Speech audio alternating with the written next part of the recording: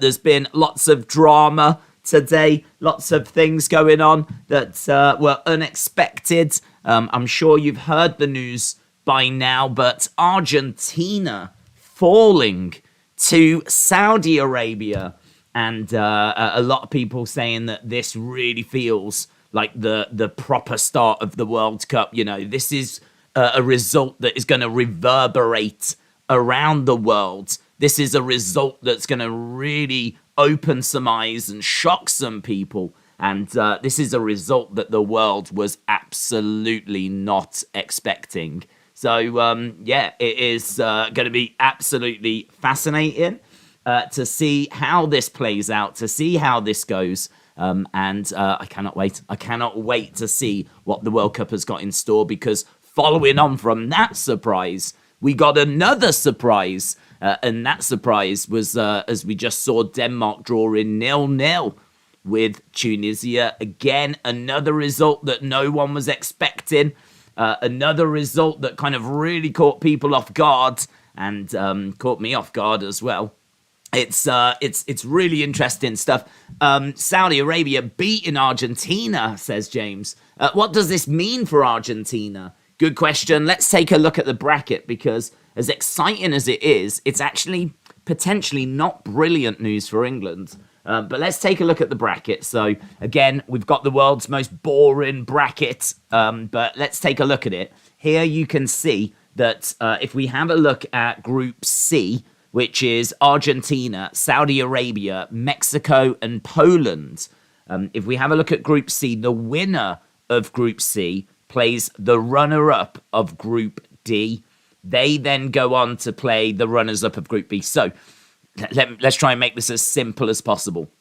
If you are the winner of Group B, which is what England are expecting, then they go over to the other side. They go over to the right-hand side, and they will face the runners-up of A. So we think it'll be England versus Senegal, right? The winner of that match will face either the winner of D, which we think will be France, and the runner-up of C, right? So this is the problem. The problem England have got is that Argentina have slipped up, right? So that surely means topping the group is going to be tricky for them. Now it's going to be more tricky for them to do. So Argentina have slipped up. All of a sudden, chances of them finishing second have greatly increased. So all of a sudden, the dream semi-final of Brazil and Argentina looks like that might be going out the window. And it looks like they might be now going to England's side of the draw. If England do top the group, then it looks like it could be England versus Senegal, with the winner facing either France or Argentina.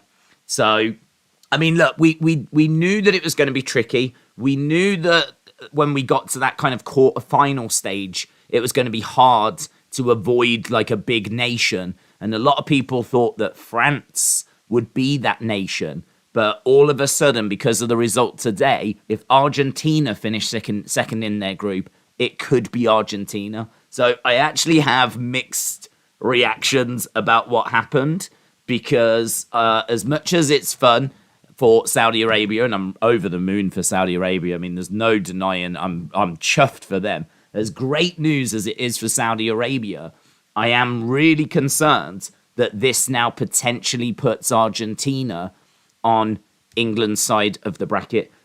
To be perfectly truthful, what I'm hoping is that Poland can do a job against Argentina, Mexico can do a job against Argentina, and we can kick Argentina out of the World Cup. That's what I'm hoping now, because I think that this could also work out to be brilliant, because obviously if Argentina go out of the World Cup, that is a big team getting eliminated.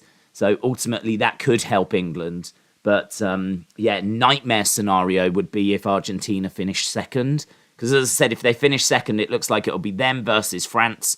There's no way of avoiding a big team in that quarterfinal. There would be no way of avoiding. We'd have to play either Argentina or France. And to be honest, I think this Argentina team didn't look brilliant today. I haven't actually seen the game. I've seen a few highlights. They didn't look brilliant today. But the concern is that they are going to wake up. Like, a lot of teams don't look great in their first game. We said this yesterday, and we were talking about how, yesterday was such an incredible result, dreamland for England. And we were talking about, like, just how England never win their first game. Like, normally they draw.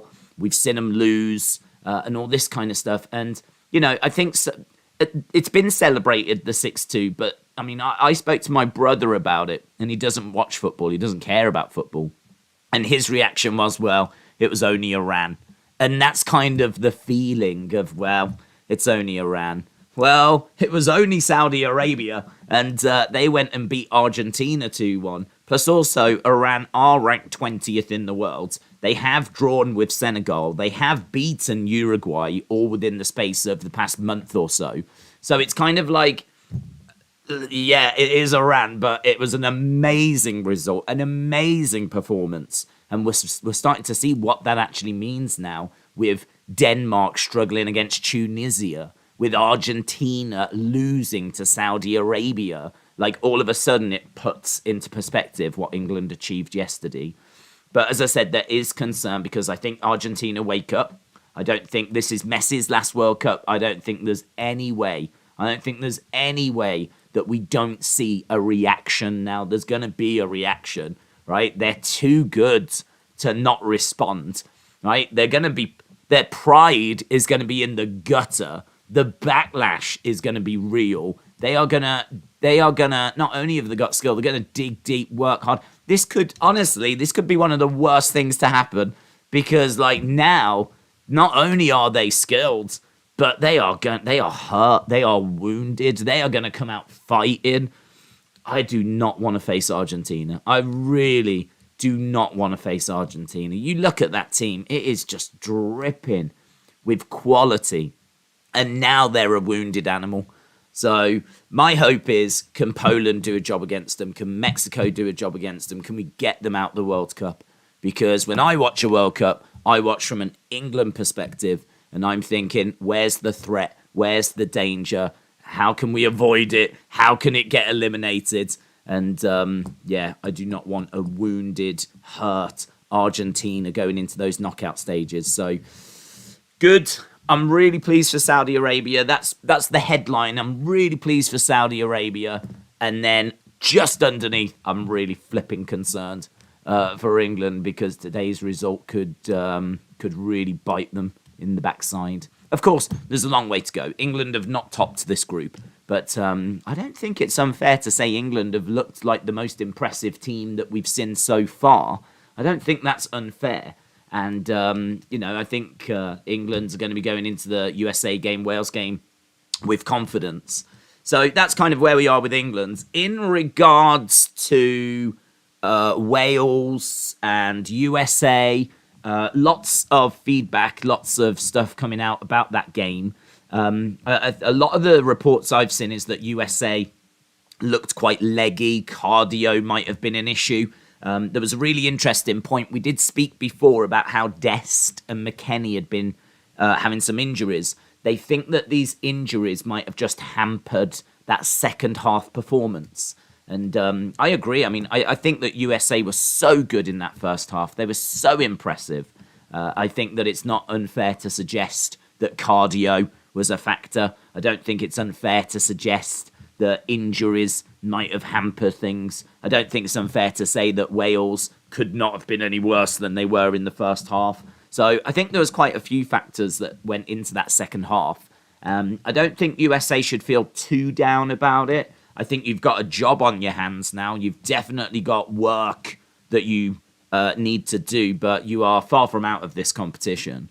But big game on Friday against England. I think really USA obviously want to try and get some out of it, but realistically, if you can get a draw or a win, of course, I mean, that's just incredible, mind-blowing. But if you can just avoid getting smashed, if you can just avoid like losing by, more than one goal, that might also be working in your favour. So we're going to have to obviously build towards Friday. I'm obviously quite confident as an England fan, but I am also very aware of the threat that USA carry, and I am aware that it's going to be harder now because they are fighting to stay in this tournament. You know, England are fighting to top the group. That's how it feels. And it feels like USA are fighting to stay in the tournament. And I think they're kind of different, to be honest. I think they're sort of different. I feel like USA are like, they want to make sure they stay for as long as possible. Like, are they going to dig that little deeper than England? I hope England don't coast now and get carried away with this result. I think Gareth Southgate will keep them grounded. I think he'll keep them grounded, but there is just a little concern there that England now will look at Argentina and look at all these nations and see how good they did. And, will that standard just maybe slip a touch, just even a touch? Because at the World Cup, anything less than 100%, you are punished. You are punished. This is the greatest tournament in the world with the greatest teams in the world. And we are seeing that. We are seeing that anyone can beat anyone. So USA will go into that game with a lot of pride, with a lot of optimism, and rightfully so, because anyone can beat anyone.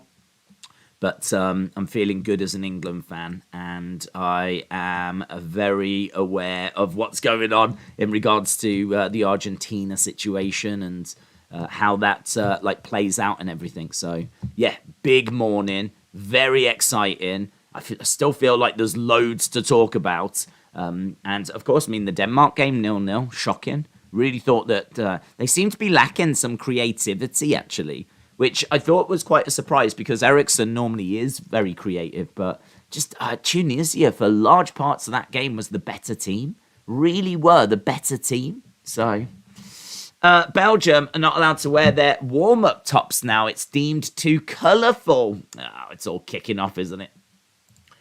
Did you see that Welsh football captain, the woman that had her hat took off? And there's footage of it now where she gets put in a room with other people with rainbow-coloured hats being told to take them off. Like, yeah, it's crazy, isn't it? It's just crazy. Bruno Escobar, shout out to you. Hope you are well. Appreciate the support, my friend. Hayden said Saudi must have paid for that win, right? I don't think so, buds. I really don't think so. The reason why I say that is because, Argentina are such a proud footballing nation that Messi really wants to get that World Cup. A lot of people say, the conversation is Messi the greatest footballer of all time? And unfortunately, I think this is very unfair. I don't agree with this, but it is the conversation. The conversation is, well, has he won a World Cup? Because when you're compared to the likes of Maradona, Pele, one of the things that gets spoken about is how many World Cups they won. Well, football is a team game, we can't really judge Haaland by how many World Cups he's going to win because, he plays for Norway, who just, aren't very good. And he is like the shining light in that team. So, we can't really judge Erling Haaland by how many World Cups he's going to finish up winning with Norway. So I sort of feel like it's a bit unfair to judge it that way. But that is the conversation. That is what wrestling. That is what football fans talk about. Is can he do it on the international stage? When Argentina won the Copa America, that was massive. It was absolutely huge. That was a big tick in that box when Argentina won a big international tournament. But the one that they want, the one that all of Argentina are hoping for, Messi is dreaming of. I think a lot of football fans as well. If you was to ask a lot of football fans, okay, your nation can't win the World Cup, so what do you want as the final?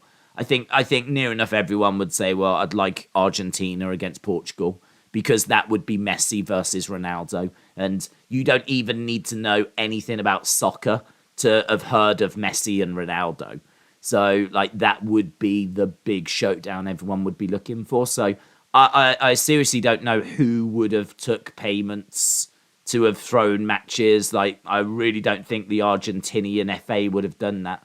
I really don't. I think winning the World Cup just means so much. It's so important. It means everything to nations, And maybe I'm just romanticizing it, but I seriously, I don't know who would have took it, and how would you do it? Even if the FA took money, they're going to have to get the players to throw it, and the players ain't throwing it. I really, really do not believe that any of those Argentinian players are going to throw that game. I really, really don't believe it. I think that they are one of the favourites to win this tournament, and I think that they are desperate for it. They are a massive, like England, like Brazil. They are. It's a religion. It's a religion. Football is a religion. Like it's bigger than just a sport. It's not something that you watch, turn off, and carry on with your day. Like people get really affected by the results. It's sort of deeper than just being a result. So it's kind of like, again, I mean, could you imagine if England had lost yesterday? I would have been flipping inconsolable. But yeah, it was. I just don't think. I really don't think they would have thrown it. I really, really don't. I can understand why people would think that because it's such a crazy result. But I think if you watch a lot of football, you do see those results. I mean, we see Man City, who are just from top to bottom, just there's an incredible world-class talent in every part of their team. We see them lose. We've seen them lose in the Premier League to teams that are like cobbled together because at the end of the day, it's 11 people against 11 people. And, in sport, anything can happen, can't it? And that's what makes sport so gripping, so exciting. And we've also said as well, like, you can have, and we say this about France, you can have so many highly skilled individuals, but if they don't gel as a team, forget it. Forget it. If you do not click as a team, if you can't read where your, next midfielder's going to be or the defender's going to run, or you don't have that relationship and you can't put balls where they're going to be because you might want to dink a ball into space and have them run onto it. Well, you might dink a ball and they might run in that direction rather than in that direction. And do you know what I mean? You might not be on the same wavelength. You got to remember a lot of these players don't only just play in different clubs. They play in different countries. Like they play on different continents. And then they come together for their national team and they've got to try and make it work. So, I'm certainly not saying that in regards to Argentina because Argentina have shown themselves to be a very good team. But you do need that at this international level. They say that, Greece, look at Greece. Greece won Euro 2004, I think it was. Euro 2004, Greece won the Euros. They were the best team in all of Europe. They were better than Italy, England, Spain, Germany, France, Greece won the Euros. And that wasn't just a one-off shock result, but they had such an incredible team. They sat deep. They had the perfect tactics. No one could break them down. And they managed to win the Euros. These results happen. These results happen. Look at Leicester winning the Premier League. That was absolutely stunning as well. I know Retribution very proud of that. Proud Leicester supporter, always talking about the odds and how it's the biggest upset in sports. And it is. I mean, it really is. It was incredible odds. Look at Emma Raducanu winning the US Open. She was a wild card, wasn't she? Went into the US Open and ended up winning the whole tournament as this wild card. I mean, we'd heard about her a few months before at Wimbledon. That was it. That's when she arrived. A couple of months later, she wins the US Open. I mean, what the flip? It's crazy result. But I don't think there's anything dodgy going on there. Did you see Raw last night in the parking lot? In the background, there's a WWE truck with Eric Rowan's face being shown. Why would they have a truck with him on? Is it an Easter egg? No, I really don't think that's an Easter egg. Those trucks don't get updated that often. To be honest, those trucks are out of date. There'll be tons of people on. I really don't think that they will have redecorated a truck to put Eric Rowan's face on to tease that he's coming back. I don't think they would have done that. If they have, then that's one of the craziest things I've heard. But I know those trucks are like really, really out of date. Really out of date. I haven't seen that actually. I haven't had. I don't think anyone. In all honesty, I mean, I finished doing the review and then I went to bed, so I haven't seen that one. But it's interesting. But my initial reaction is no. Those trucks are well out of date. I really don't think they will have decorated a truck. I mean, that's a lot of money to like do that, and a lot of like prep work and everything as well. Like, I think that's just like a quirky coincidence, to be honest. I think we don't see those trucks that often. Like, we rarely see them. But yeah, they're pretty out of date. They're pretty out of date. To be honest, I'm surprised that he was on the truck in the first place. I'm surprised that he made it on there anyway. Like, that's not a name that I would have expected. That's the only thing. That's the only thing actually that I'm like, the truck's being out of date. Like, that's fine. But like, it's a bit weird he was on there in the first place. So it's interesting. It's definitely interesting. This is why football is amazing. Underdog upsets, says Easy99. AEW fan says, England, once Friday comes, US wins, we will have 4 points to your 3 points. Well, if you win, then yes, you will have 4 points to our 3 points. You just have to win. And I don't know how likely that is, to be honest. But let's see. Let's see. I'm not interested in bantering and all that kind of stuff. I mean, my focus is on England. We will watch the game. We'll have fun with it, of course. But if England are victorious, fair play, well done. Like, I really, as I said, I don't have a preference who goes through out of Wales and USA. Like, I hope that whatever we beat USA by, that's the exact, if we beat USA, I hope that would be the same score we beat Wales by, if we beat Wales. So, like, if we beat USA 2-0, I hope we beat Wales 2-0, so that's not a factor. Because it would be a real shame if, like, one team went through on, say, goal difference, and it would say, because of England, I don't know, thumping one team, but they only just beat the other team. Like, that would be a shame. That would be a shame. I hope whatever happens, obviously I hope England win, but I hope that it's like, I don't know, 2-0 in both games. And then it'll come down to, how many can you score or what can your result be against Iran, basically. And it'll come down to that. And then really, at least England are kind of just left out of it. Do you know what I mean? I just want England to finish first, go along their merry way, and, let like USA and Wales kind of scrap it out. I mean, it's very interesting, and I seriously don't have a read as to which way it's going.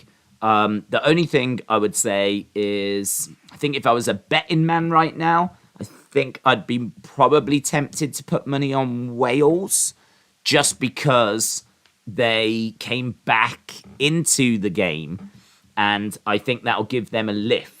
Whereas I think USA will be a bit more dejected because they had the lead and let it slip. So I kind of feel like coming out of the game, Wales will feel like it's a bit more of a victory than a draw. And I feel like USA will feel it's more of a loss than a draw. And obviously Wales go on to play Iran next. Now Iran, that's going to be tricky because Iran are going to be hurting, right? So Iran, I don't know if you'd want to play Iran next, to be honest. So maybe that evens it back out again. Maybe it gets evened back out because I think Iran are going to be like Argentina. They are going to want to respond. Whereas England don't want to respond. England just need to try and match the performance they just gave. And again, that's different, isn't it? Iran, wounded animal. Who would you rather face? Wounded Iran or England that are like high on confidence? Like, to be honest, I think England are going to struggle to put in like a performance as good as that first one. So I would probably go England. So all of a sudden I'm back to being level again now. So I don't know. I cannot read as to where it's going. I cannot read as to like which way this is going to go. I really, really don't know. So, because the thing is, if Wales beat Iran, I think we might be looking sort of at... I suppose we're not, are we? I was going to say, if Wales beat Iran, then Iran will be on 0 points for the final group game. If England beat USA, USA will be on 1 point, so Iran could still potentially qualify because... No, they couldn't. No, they couldn't because they would be out. They would be out. If... Let's think about this. If USA lose to England, they're on 1 point. If Wales beat Iran, they are on 4 points. That means that Iran is out. Iran is out if they...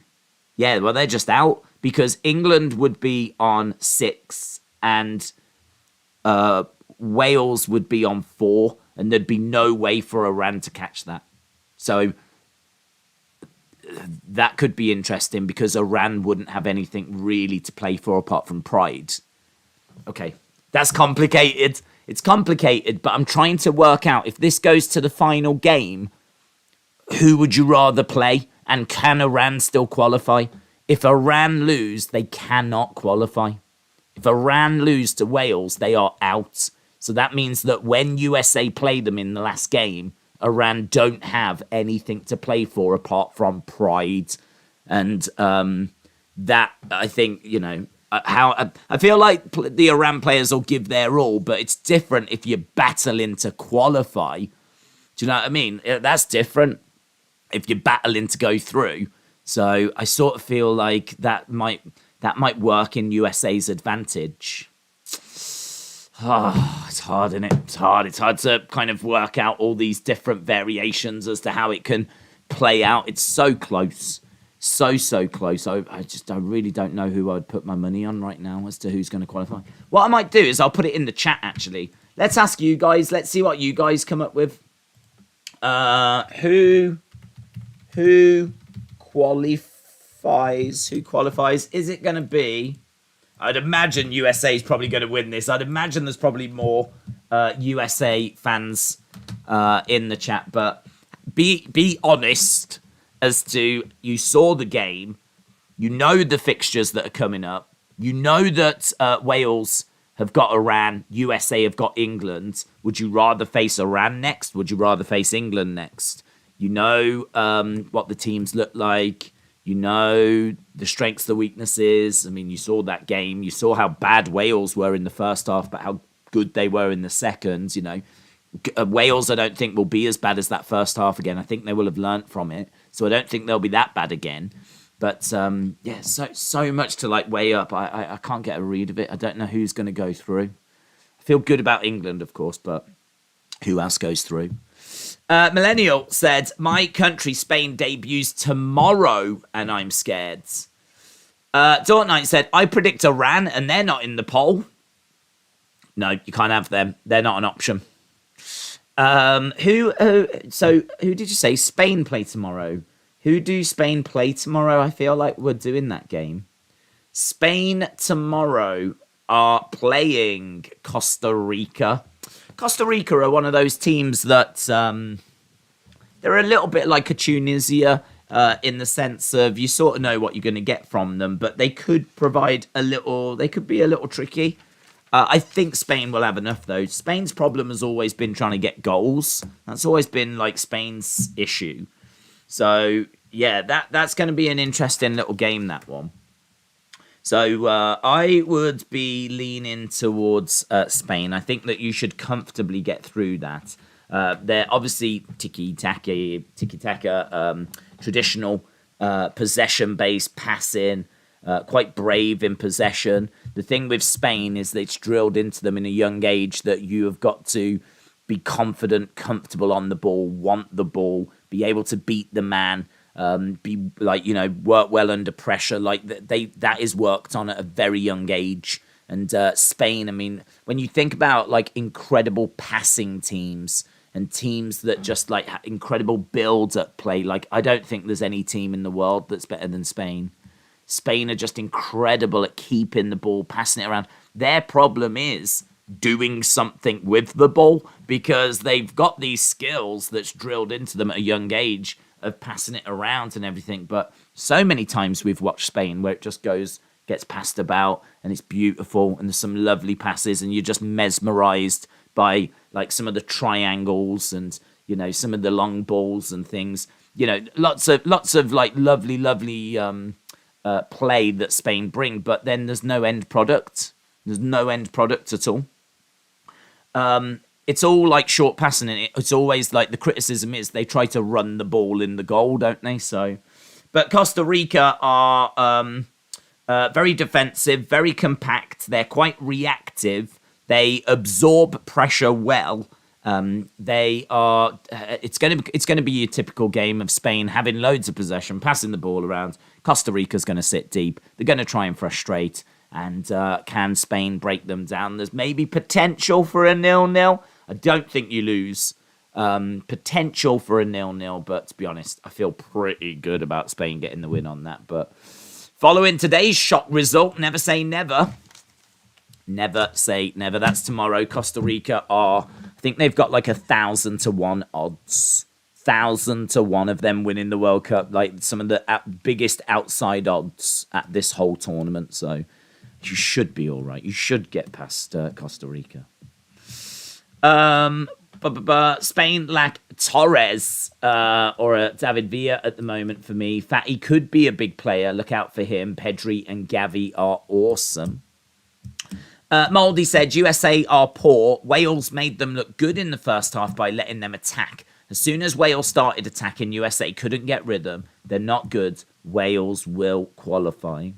Yeah, you could be right. You could be right. I mean, I think the other concern for USA is the fact that they have injury problems. I think they also have some cardio concerns.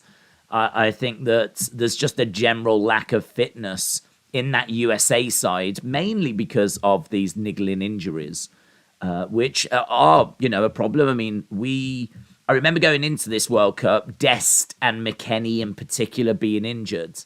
And to be honest, I was surprised to see both of them playing, and it certainly seemed like in that second half there was a lot of cramp. There was a lot of players that were down on the ground. There was a lot of, because they were saying if you saw England at the end of their game, England were, still scoring goals, and they were able to make loads of changes. England have got incredible squad depth, and so that means that we could take off players and bring on like people like Foden and Grealish, and do you know what I mean? England's quality doesn't drop; it stays the same, and they can see games out. Whereas USA, they don't really have that squad depth, and as a result, they were grinding away trying to get a result. They did make changes, but there was a lot of players that were down, that were cramping up, that were really feeling the effects of the pace of the game, of the intensity of the game. It just seems like USA have not come in to this tournament like fit and sharp. They had that first half, and they looked good in that first half. And it's always hard to know, innit? I mean, is that Wales playing badly? Is that USA playing well? Is it somewhere in the middle? Like, it's always hard to kind of know for certain. I mean, I think we're doing USA a disservice if we just say it was Wales playing badly. I don't think that's right. Tyler Adams, I thought, put in a fantastic performance in the middle of the park. He, as captain, really stepped up for the USA. USA are not out of this World Cup by any means. And I really don't know which way it goes. It's hard to know which way it goes. What with Iran surely wanting to bounce back from that humiliating loss to England. This is going to be hard for Wales. They're going to have to take on a hurt and wounded Iranian team next. An Iranian team that's only ranked a couple of places below Wales. Not far below Wales at all. I think, isn't Wales like 19th or something? Let's have a look. FIFA World Rankings. I know that you can't read much into these World Rankings, but it's just an interest, isn't it? Wales are ranked 19th in the world. Iran are ranked 20th. So, this is not easy, and this is an Iranian side that's hurting. Iran can get a result against Wales. We could see both Wales and USA lose. So I suppose I probably should have put Iran in that poll as still potentially being able to qualify, because USA are 16th in the world, around the 20th. Wales are 19th in the world, around the 20th. Iran just got humiliated and they're hurting. So you've got to think there's going to be a response. I don't know. This group's flipping wide open, innit? Wide open. Costa Rica could be a big upset, big teams, especially in the World Cup. 2014, they topped the group with Uruguay, England, and Italy before losing penalties to Greece in the round of 16.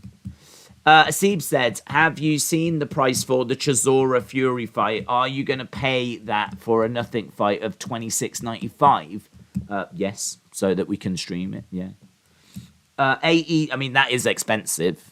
I mean, that's not something that really bothers me because I have to. I don't really have a choice. If it was $29.99, if it was $39.99, like I would have to pay it because I stream it. I mean, if I don't pay it, we ain't doing a stream for it. So, yes, for me, it's not a factor. I have to pay it. For other people, yeah, it sucks. To be honest, it sucks because it is a nothing fight. Really, it's not a fight that I think too many people think that Tyson Fury is going to struggle in. I don't know. I mean, like, what would the price? What's the price? What price would you put on it? Like, it's never going to be $9.99, is it? I mean, should it be $14.99, $19.99? I mean, I don't know. It's hard. I mean, it's hard out there at the moment. People are struggling. So even though you might look at it and say, well, it's only £7 more than $19.99. That £7 a lot of money in this day and age. That £7 is, what people are using to buy tea and bread and milk and all that kind of stuff. So, yeah, it's probably a little more than it should be at this time, but it is what it is. Retribution said, I'm sorry I missed the stream yesterday. I was trying to enjoy some authentic commentary. Okay, it's all right. Do you. Rivi says, I'm from the Philippines and football isn't popular. Basketball is a religion compared to England's football. You saw some games. Underdog stories are great. Today, that was Saudi. Sieb said, if it was Joshua Fury, then I wouldn't mind paying that, but paying it for Chisora is a joke. AEW fan said, what is one team that didn't make the World Cup that you would be curious to see? Well, I think Norway is a team that come to mind because they've got one of the best players in the world in Erling Haaland. He plays for Man City, and he is lighting up the Premier League. He is absolutely lighting it up. And he is someone that is one of the best players in the world. It would be sort of like having Messi play for like a team that's, a country that struggles to qualify and like missing out on Messi. Erling Haaland just is someone that is the talk of the footballing world, and for him to not be at this World Cup is a real shame.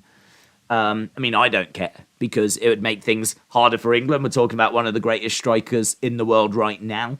So, yeah, I feel like Norway are always going to be intriguing. Norway are a bit like,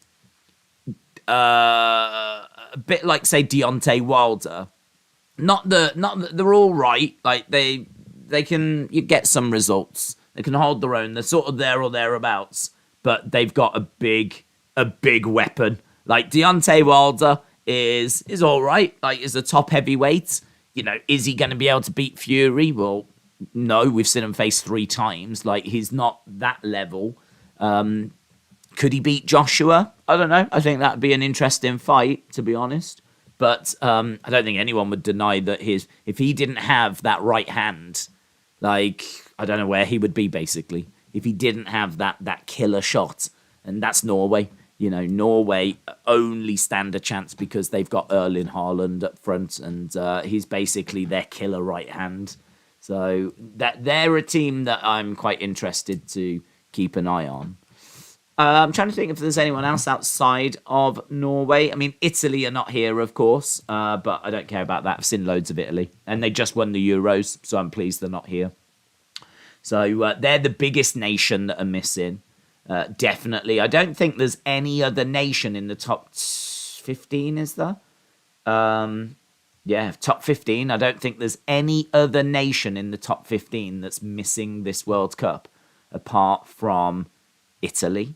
So that's interesting. Outside of that, we've got... I'm just looking at some of these nations. Nigeria are always fun. I always enjoy seeing Nigeria. They always bring a party atmosphere. A little bit like we saw from Senegal, actually. Egypt with Mo Salah, of course. That's another good shout. Scotland, just because of the rivalry. That's always interesting. So, a couple of nations there. Norway, as we said, because of Erling Haaland.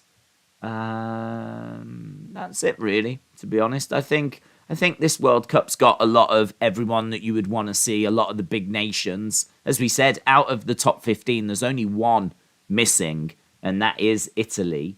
Out of the top 20, I think there's two missing, Italy and Colombia.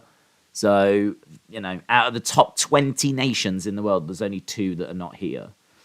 Outside of that, then you've got the likes of Peru, who I had no idea were that high, actually. Sweden, Ukraine, obviously, because of what's happening, it would have been nice for them to have been here. Chile, and that takes the top 30. So, yeah, I mean, I feel like a lot of the big nations are represented. Georgia has some upcoming talent. If they build some young talent, they will shock some nations in the next few years. Okay, that's interesting. Thoughts on Bray and Alexa storyline? Well, nothing's happening, is there? I mean, I didn't see anything related to Bray last night during, like, any Alexa segments. It feels like that's been put on hold temporarily whilst we're focusing on this women's War Games match. So I feel like he's just let her know that he's around. We could see her like side with him eventually. He could be targeting her. He could be trying to recruit her. We still don't quite know like what's happening, but clearly there's something happening there. So yeah, something to keep an eye on. But I think we'll get obviously much more visibility on that once we get Survivor Series out the way this Saturday. Riv said, what if pro boxing and MMA have World Cups? Who do you think would be favourites? I've got Mexico and Brazil, Nigeria, respectively. If boxing and MMA had World Cups, I don't know how you would do that. I don't know how you would do that. What would that look like? I don't even know what that would look like. How would you do that? Like, if you was having a boxing World Cup, I understand that. If you're having a MMA World Cup, I would understand that. But like a boxing and MMA World Cup, I don't know. I mean, like from a boxing point of view, Mexico, as you say, for MMA, you'd be looking at Africa potentially. It's kind of hard, isn't it? Because like Adesanya, I don't know if he would represent New Zealand or if he would represent Africa. Usman would represent Africa. Volkanovski, of course, coming from Australia. He would be a massive favourite. He's regarded as pound for pound at the moment. But then, Charles Oliveira from Brazil. I mean, it's the nations you mentioned. Yeah, your Mexicos, your Brazils, Australia / New Zealand, potentially Africa, depending on who represents who. You can never rule out the United States, of course. I mean, look at some of the boxing talent in the US. Do you know what I mean? Look at the likes of Devin Haney, for example, and Tank. And so you'd have to put US in there as well. But the nations that I think everyone would expect. I don't think there's any surprises. Did you see the tweet I sent of Saudi fans mocking Messi with the Ronaldo celebration? I didn't, to be honest. No, did you just send that through? I didn't. I mean, look, let them enjoy it, man. Let them enjoy it. That's what I say. Let them. Saudi fans mocking Messi with the Cristiano Ronaldo celebration. Let them enjoy it. It's their day. I'm not really like a big fan of that side of the game, like that banter side of the game. But God, this is such an incredible result for them. I don't think anyone's going to begrudge them enjoying it tonight. Seb said, what you saw in the game yesterday, US Wales, do you think both are going to get wins over England and Iran and they go through, meaning England could miss out? No. I didn't. There's nothing. I think so far England have been the best team in the whole tournament, let alone the group. I think that England's problem is England. That's England's problem. England, if they go into a game with USA or Wales and they maintain that standard, they win that game. They win that game. USA looked tired, injured, cardio issues. Skill level was, I mean, Bellingham would rip the USA apart. And I think USA fans would say that as well. I don't think any USA fans can see what Saka was doing and Bellingham was doing and think that they would be able to deal with that over 90 minutes. So if USA are going to get a result, and let's be crystal clear, they can get a result, they can beat England, I think that they're going to need England to not be 100%. Of course, USA can dictate that. They can influence that. They can influence it by frustrating England and actually keeping things tight maybe at the start. Maybe for the first half, defend, frustrate, like don't allow England to counter, like try and close down, press, try and frustrate England. You're going to have to work hard, and that might show itself in the second half. Because if you're pressing England, like every time England get the ball, you're right on them, like hassling them, like man-to-man, keeping things tight. England are going to beat USA in man-to-man situations a few times, and that could cause problems. But I think if you can put the pressure on England, if they can't find a way forwards, what they tend to do is they tend to pass it from side to side in their defence. And so what you want to do is you want to frustrate England, and really you want to keep that ball in that place. You want the England to have the ball, right? But you want England to not be doing anything with it. Have it in their defence, passing it from side to side, trying to find a way forward. Of course, England are going to be running, trying to open up pockets of space, trying to find. But if USA can stay disciplined, organised, and make sure that they frustrate England, we could get to halftime 0-0. So we could get to halftime 0-0. All of a sudden, then, the game starts to look and feel a little bit different.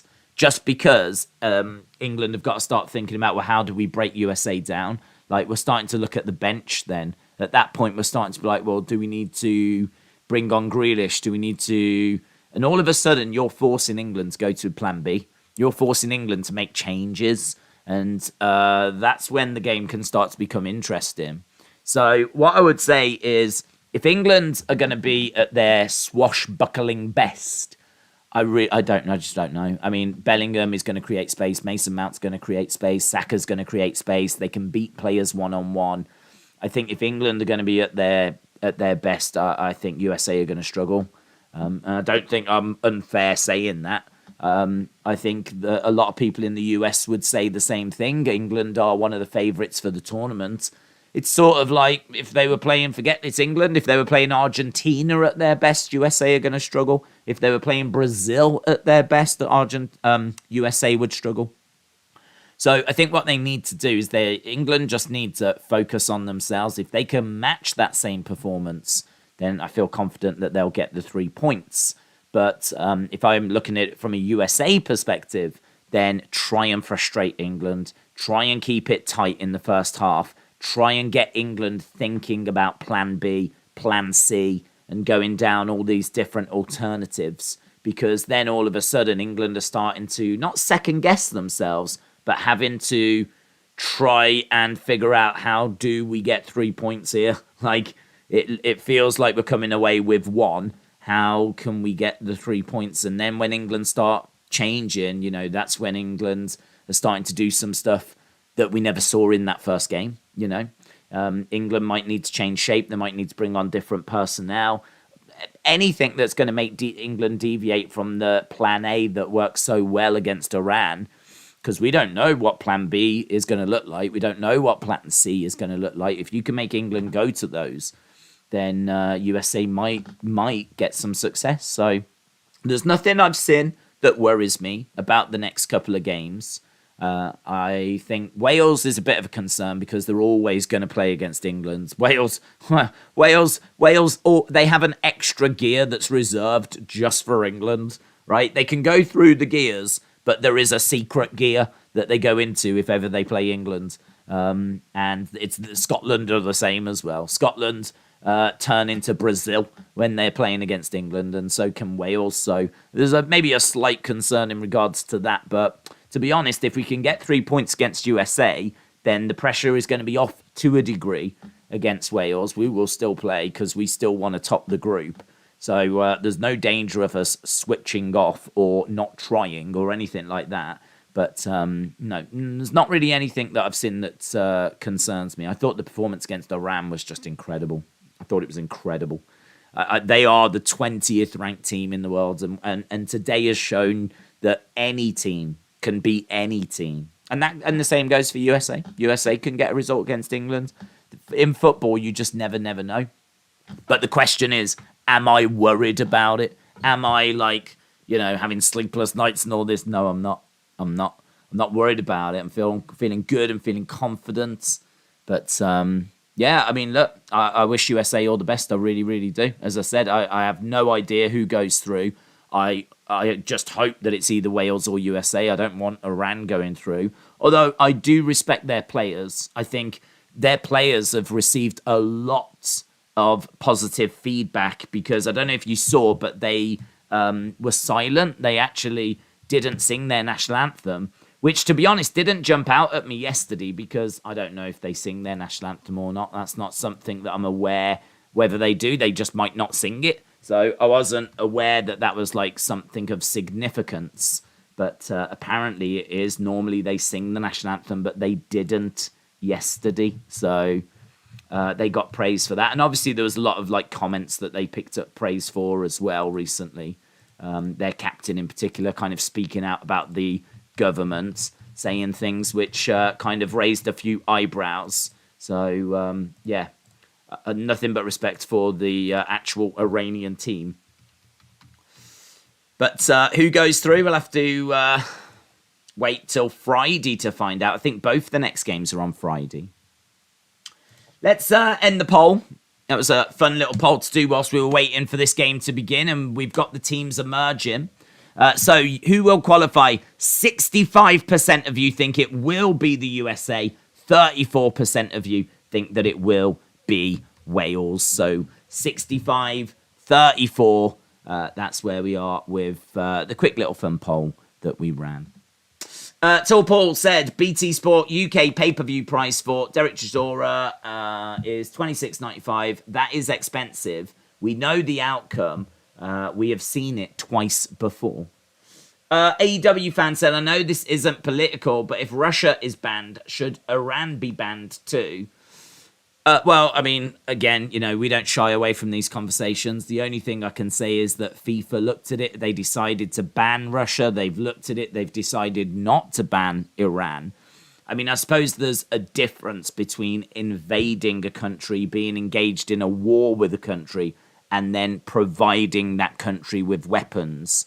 So if you're talking about banning them from the sense of their support for Russia, I feel like there is a difference there between invading a country and providing a country with military support. For example, the UK is providing Ukraine with military support, but we're not at war. We're not the ones that are at war, but we are providing weaponry. Iran, obviously very disappointing that they are providing Russia with weaponry. But FIFA have looked at it and made the decision that that doesn't qualify in them being banned. And then the protests and what's happening with the women and the women not wearing the headdresses. Again, you know, what's happening with those protests. FIFA, I think, have looked at that and decided that it's not for them, basically, to get involved in that. And it's difficult, isn't it? I mean, this, I suppose, is the problem when you ban Russia for the war on Ukraine, then you are banning a team for political reasons. And then it's like, well, where do you draw the line? And I don't know that there's a right or wrong answer. I don't know that there's a right or wrong answer. All I know is you've got to draw the line somewhere. Otherwise, there is no World Cup because, you know, this is a thread that can really start to unravel everything. I mean, like, no country doesn't have blood on its hands at some point in its history. Like, every country has, you know, done stuff that it's not, you know, going to look back on proudly. I mean, look at England's history and the British Empire. I mean, it's horrific, right? So no country is innocent. But it's just like what's going on right now, what's happening right now in the world, and where do you draw that line? And that's for FIFA to decide. That's my opinion on it. It's for FIFA to sit down, look at the evidence, and it's their line basically. It's not my line. It's not your line. It's FIFA's line as to where they draw the line. I mean, I don't feel brilliant about FIFA being the ones to decide these things. I mean, they've shown themselves to be completely incompetent on repeated occasions, but that's the truth, and it's their line, it's their decision. And I don't blame the Iranian players anyway. I don't blame. I think the Iranian players have shown themselves to be good stand-up people by the looks of it. They've vocally shared their support for the people that are struggling back in the country. They didn't sing the national anthem, so they seem to be on the side of the people rather than the side of the government. So certainly from, I think, what we've seen from Iran, the team, I think they've sent the best messages that they can. So Days, you're saying it's a nothing fight, but you seem to forget that it's boxing and anything can happen, and Fury could have an off day and Chisora could win. Yeah. But is that likely to happen? And, you know, it's not Fury Joshua, is it? It's not Fury Usyk. We're not going into it with tons of intrigue. It's a fight we've seen before. Like, yeah, anything can happen, but that's a throwaway line in the sense of, like, anything can happen. You know what I mean? Tyson Fury could take on Jake Paul. Well, anything can happen. So I sort of feel like I understand why people feel that £26 for a fight that's happened before, that where it's going to, the odds are going to be so wide. I can understand people coming up with the argument of, like, well, it's a bit expensive for this fight, you know? Right, we've got the teams being read out. There's a couple of interesting players to keep an eye on. Lozano is definitely one that you need to keep an eye on for Mexico. In regards to Poland, they've got, obviously, Lewandowski. Matty Cash is of interest as well. And there seems to be one missing. Have they got... Oh, he's up front, is he? Yeah, there he is, Zielinski. I was going to say, where's Zielinski? Zielinski up front. He is definitely someone to keep an eye on. Zielinski is a fantastic player. Someone that really helps this team tick for Poland. Poland have actually got some really good talent. They're better than just Lewandowski. Poland are different to Norway. You know, we said Norway have got, like, up front, they've got Erling Haaland. And but behind there's not really much there. Well, no, same can't be said when it comes to Poland. Poland have actually got, like, quite a bit going for them. Zielinski is known as, like, a midfield master. Actually plays for Napoli, And he is a wonderful, wonderful player. We are underway with this one. Right, let's go. Both of these nations have had to fight to get here, and they carry the weight of expectations of their nation. My pick to win this is Poland. I think Poland have got a lot going for them. They've got really good fullbacks. They've got flexibility in midfield. They've got Zielinski, who is playing a lot further forward than I was expecting, but I think he's probably going to slip more into the 10. He's known more as a midfielder than he is as an attacker, but I think he's there to make sure that the ball gets to Lewandowski. If Lewandowski gets into any sort of position, he's going to be finishing it. If you look at Mexico and look at their team is just not that strong all the way around. Mexico have comfortably been losing to USA. They lost the Gold Cup, I believe it was, to USA. And USA have kind of established themselves now as maybe the strongest team over in North America. Obviously, they're kind of competing with Canada, who actually topped the qualifying. But Mexico, I believe, were second, and then I think USA were third. But USA have had some good results against Mexico. So Mexico are sort of on USA's level, if you want to kind of get a read as to where Mexico are. It is worth noting that Mexico have qualified for the round of 16 for the last 7 World Cups. 7 World Cups in a row they have got out the group. So, when Mexico come to a World Cup, they tend to deliver. But I would say this group of players is one of the weaker groups that Mexico have had for a while. And certainly if you look up front, there's not loads up there for them. Lozano is a name that definitely generates a lot of excitement. But as we said, not loads to get carried away with in regards to Mexico. Mexico are on the ball at the moment, though. Let's see if we can get the stats up on screen. We should be able to do that. Ball in the middle of the park. Mexico spraying it over to the left-hand sides. Boom, boom, boom. It's cool that FIFA have chosen to bring out the blow-up World Cup trophy and pyrotechnics around it for the beginning of each match, which we have not seen at other international tournaments. Yeah, it's nice. I wonder how long they do that for. Is it just for the first round of games, or do they do it for all games, I wonder? It is kind of nice. It does give it like a bigger feel, and it's always nice seeing the World Cup, of course. That's not the actual World Cup, guys. That is just a fake inflatable one. Ball up in the air, comes down, and I think we got Lozano over there trying to battle for it.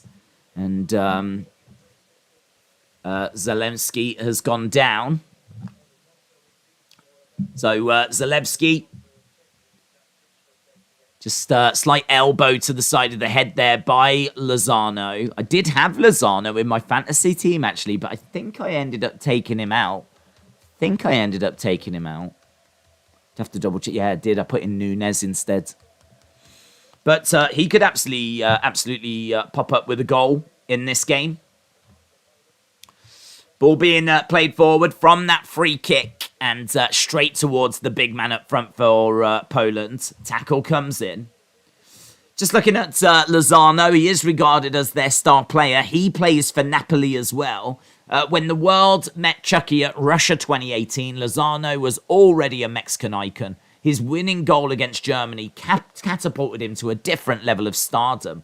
Mixing his nickname and last name to the beat of Seven Nation Army is a favourite rallying cry of the Mexican fans. But it hasn't all been plain sailing for Lozano since then. Napoli supporters have criticised him. He's the most expensive signing in the team's history and hasn't always performed back post to their expectations.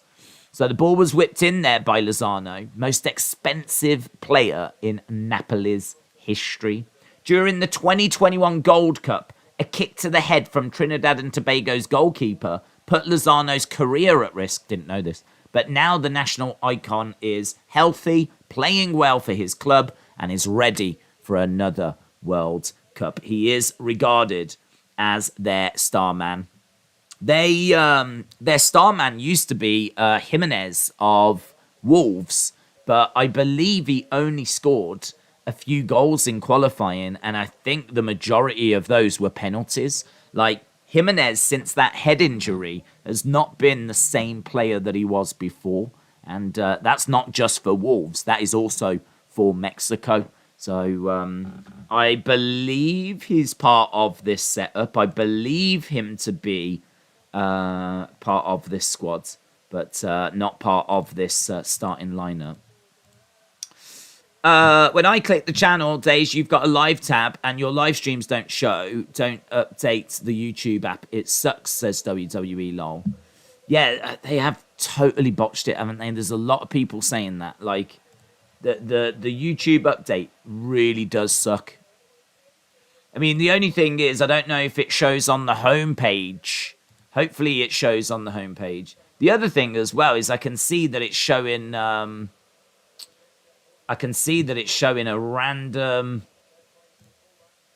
random image instead of the actual thumbnail. There's no reason as to why it should be doing that either.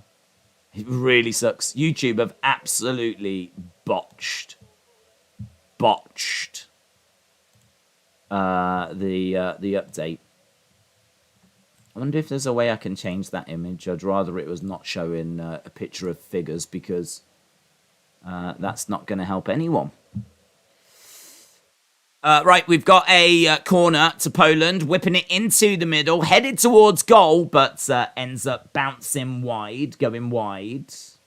So that ball going wide. There must be somewhere. I'm just having a look, see if I can find... Because if I can change that image, I'll just change it to the one that we're using at the moment. But I need to know where it is first. Even behind the scenes, a lot of these things are not easy to find. So, at the moment, 0-0. 0-0. Permissions. Community.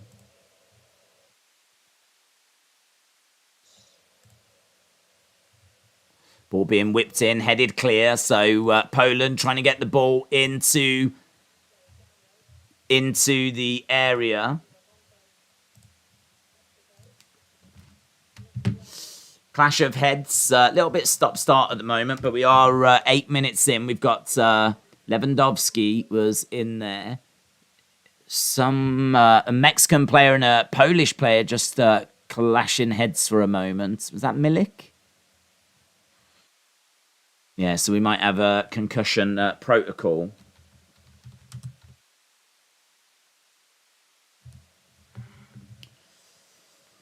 I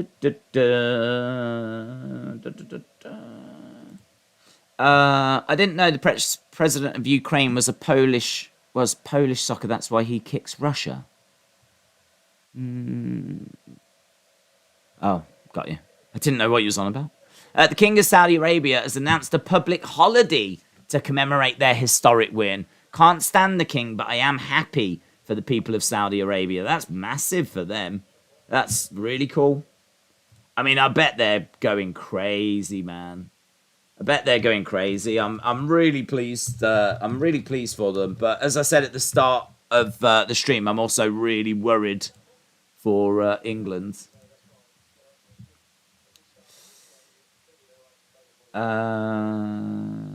Create button, go live, manage, schedule, create stream. Jesus. Honestly, YouTube have really botched this update. They've changed a few things about YouTube. And, yeah, they've really botched it. Ball going down the wing, being whipped into the middle, into the hands of the keeper.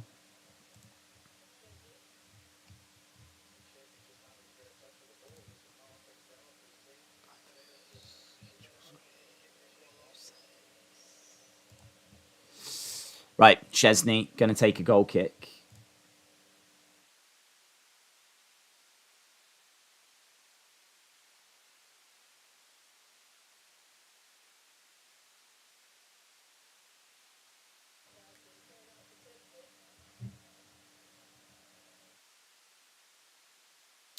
Your thumbnail was doing that yesterday. You should make a basic World Cup one just in case for future streams. Yeah, I mean, to be honest, I just thought it was a one-off thing yesterday. I didn't realize it was going to do it all the time. And I mean, like, all these streams have been set up like so far in advance. They're all fine. It does not show any weird thumbnail. Like, there's clearly a glitch within YouTube that's not showing the correct thumbnail. I have no idea why it's doing that. But my concern is obviously to get it fixed. And, God, very frustrating. Very frustrating. I mean, I wonder if there's a way that I can just... I wonder if I can change it over right now. That would be useful. Because obviously people... it's sending mixed messages. People aren't going to know what this is. They're going to think it's something to do with... they're going to think it's something to do with wrestling figures. Ball going down the left-hand side. Looking to whip it in the middle, but it goes out of play.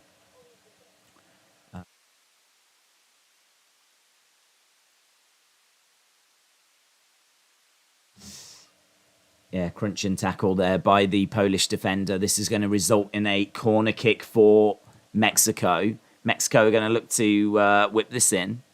Short corner. Played back. Knocked down the wing, down the left-hand side, whipped into the middle. Nice cross. Oh, just over the bar. Just over the bar. So, leaping, but it was offside. So, referee puts his flag up.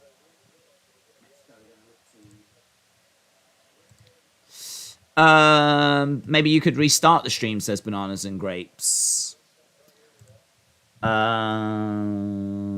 No. It's not, I don't think that makes a difference, to be honest. I feel like what I need to do is I need to just find, which is obviously a rubbish thing to try and do whilst I'm streaming, but I need to just find where the default thumbnail is. Like, that's just a default thumbnail, so that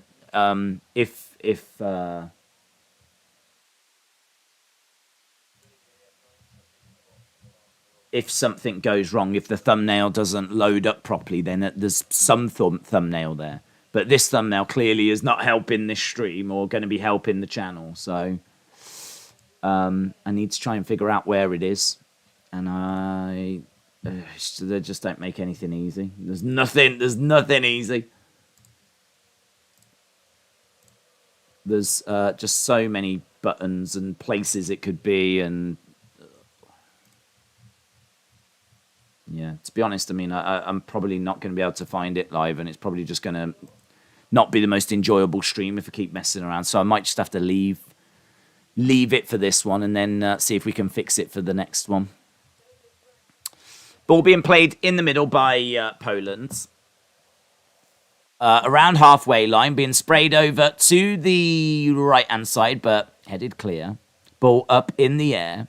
Comes back down, knocked forwards. Bouncing around, cleared by Poland. Poland's doing a decent job at the moment of getting stuck in. We are seeing Mexico having more of the possession, but they've done nothing with it. No shots by Mexico. Poland have had one shot off target. They have taken the thumbnail from your channel banner. No, there is a place where you have to upload a default thumbnail, and the one I went with was before we were doing. It's so old. It's been up there so long. It was sort of like. It was certainly before we were doing Olympics and all that stuff. Like, we were I think it might even have been before we were doing like UFC. Like, otherwise I would have just gone with something that just said live stream or something like that. But I've never had to change it. It's never been an issue. And I thought, like, yeah, it's fine for wrestling. You know, wrestling figures, whatever. If it says Raw and that image is there of wrestling figures and all that kind of stuff, like, that'll be fine.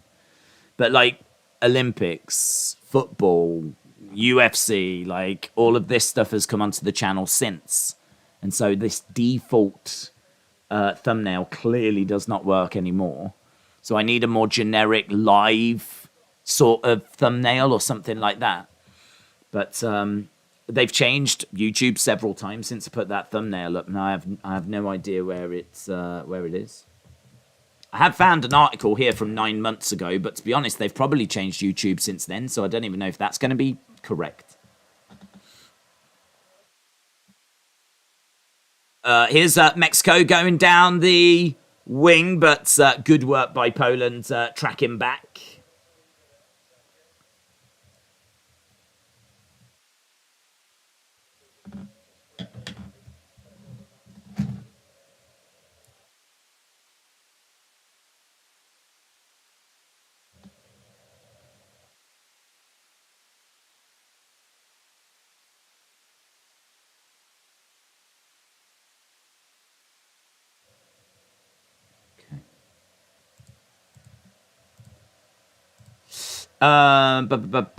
Days won an Olympic gold medal without even being in the Olympics. There's going to be an hour of extra time with these stoppages. Mason said the World Cup one is World Cup for me. Oh, God. It's not for me. I can see the one that people were talking about. Here's Poland being whipped into the middle. Goes to the back post to Mexico. Mexico intercept him. Trying to get it over to that left-hand side down the line. Oh, crunching tackle from behind there as the Mexican player goes down. So it's weird, isn't it, seeing Matty Cash there crashing into the Mexican player. He's been doing well for Poland, Matty Cash. Down the wing. Good work by Lozano into the middle. Here come Mexico in the penalty area. Knocked it into the centre. Edge of the area, but referee blows a whistle saying, I think, offside. So some nice movement there. Lozano looking lively. That was a lovely ball. Yeah, plenty of Polish players back, though. Can someone take care of the World Cup cat bot? I think it's gone, to be honest. Today has been a terrible day for bettors like myself. Oh yeah, I bet the Argentina result has really broken a few parlays. Yeah, you won't be alone in that. See the live stream. The World Cup is a welcome surprise. Never disappointed in your UFC streams. Shanak, shout out to you, my friends. Yeah. It's loving the World Cup. Just a slight distraction with the thumbnail issue, but that's something which we'll have to park for this stream and, as we said, focus on and fix in the future. But no, yeah, it's been a fantastic World Cup so far. Today, in particular, providing some upsets. We need a goal, said Steve. A goal would definitely help. Even just a shot on target would be useful. But these aren't two well-matched teams, in all fairness. I do just give Poland the edge.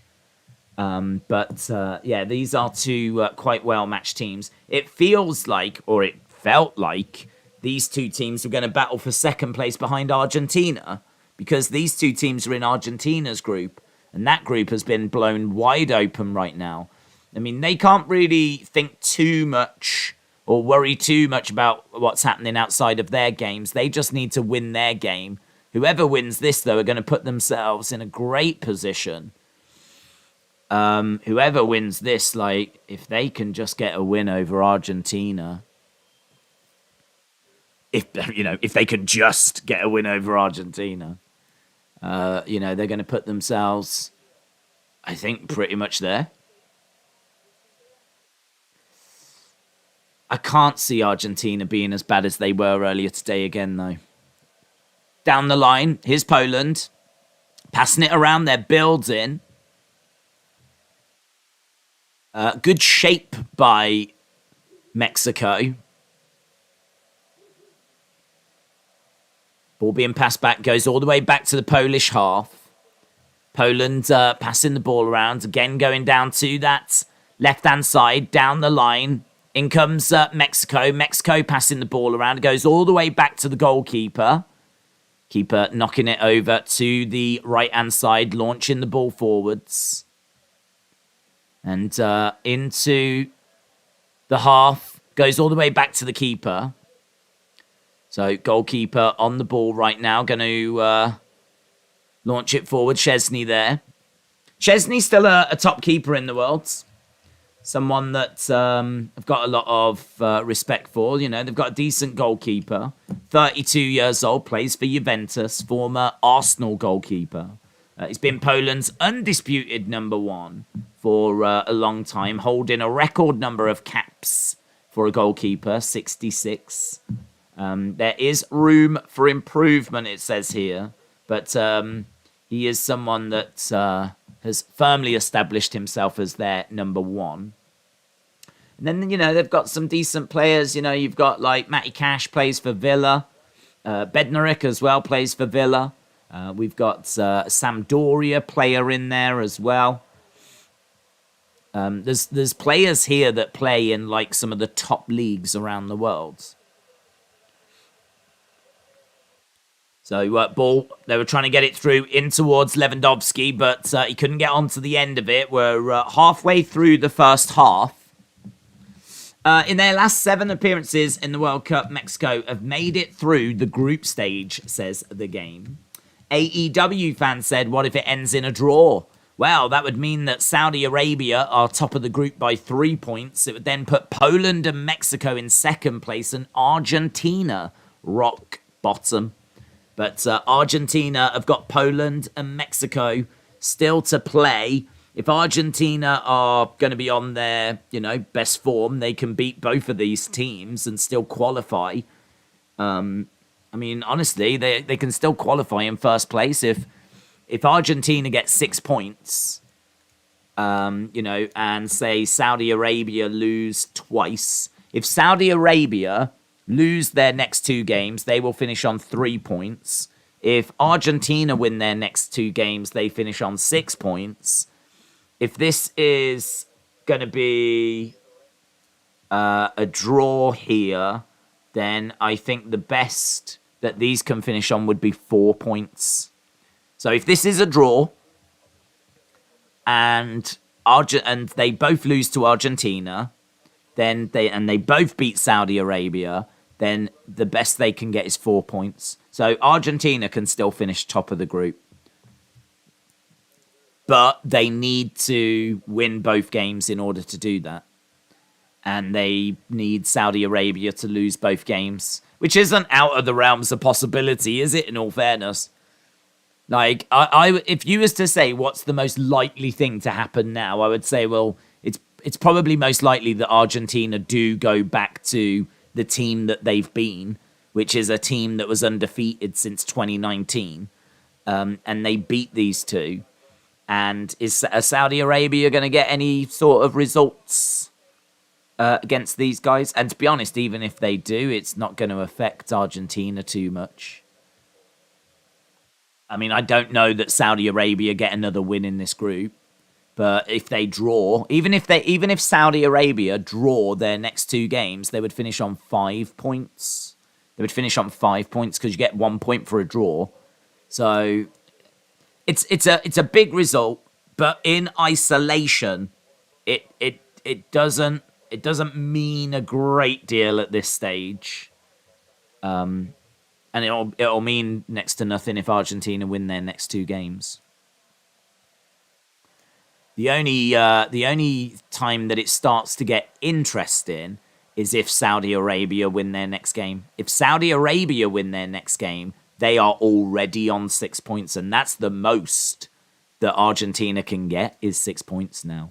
So if Saudi Arabia win their next game, they would be on 6 points, and then things get interesting. Because all of a sudden, finishing first doesn't seem that likely. I did a quick Google. YouTube Studio, press go live. On a future step, it gives you an option. Yeah, I mean, I've done that. I've been I appreciate it, but I've been clicking on like create new, reuse settings, like having a look around, and I can't see where it is. To be honest, it's I've just read a couple of like step by step guides, and I followed them, and it wasn't there. So I'll track it down. Don't worry, I'll track it down, but it's just not showing itself at the moment. Ball being whipped into the center. Back post just wide by Mexico. Just wide by Mexico. Drama.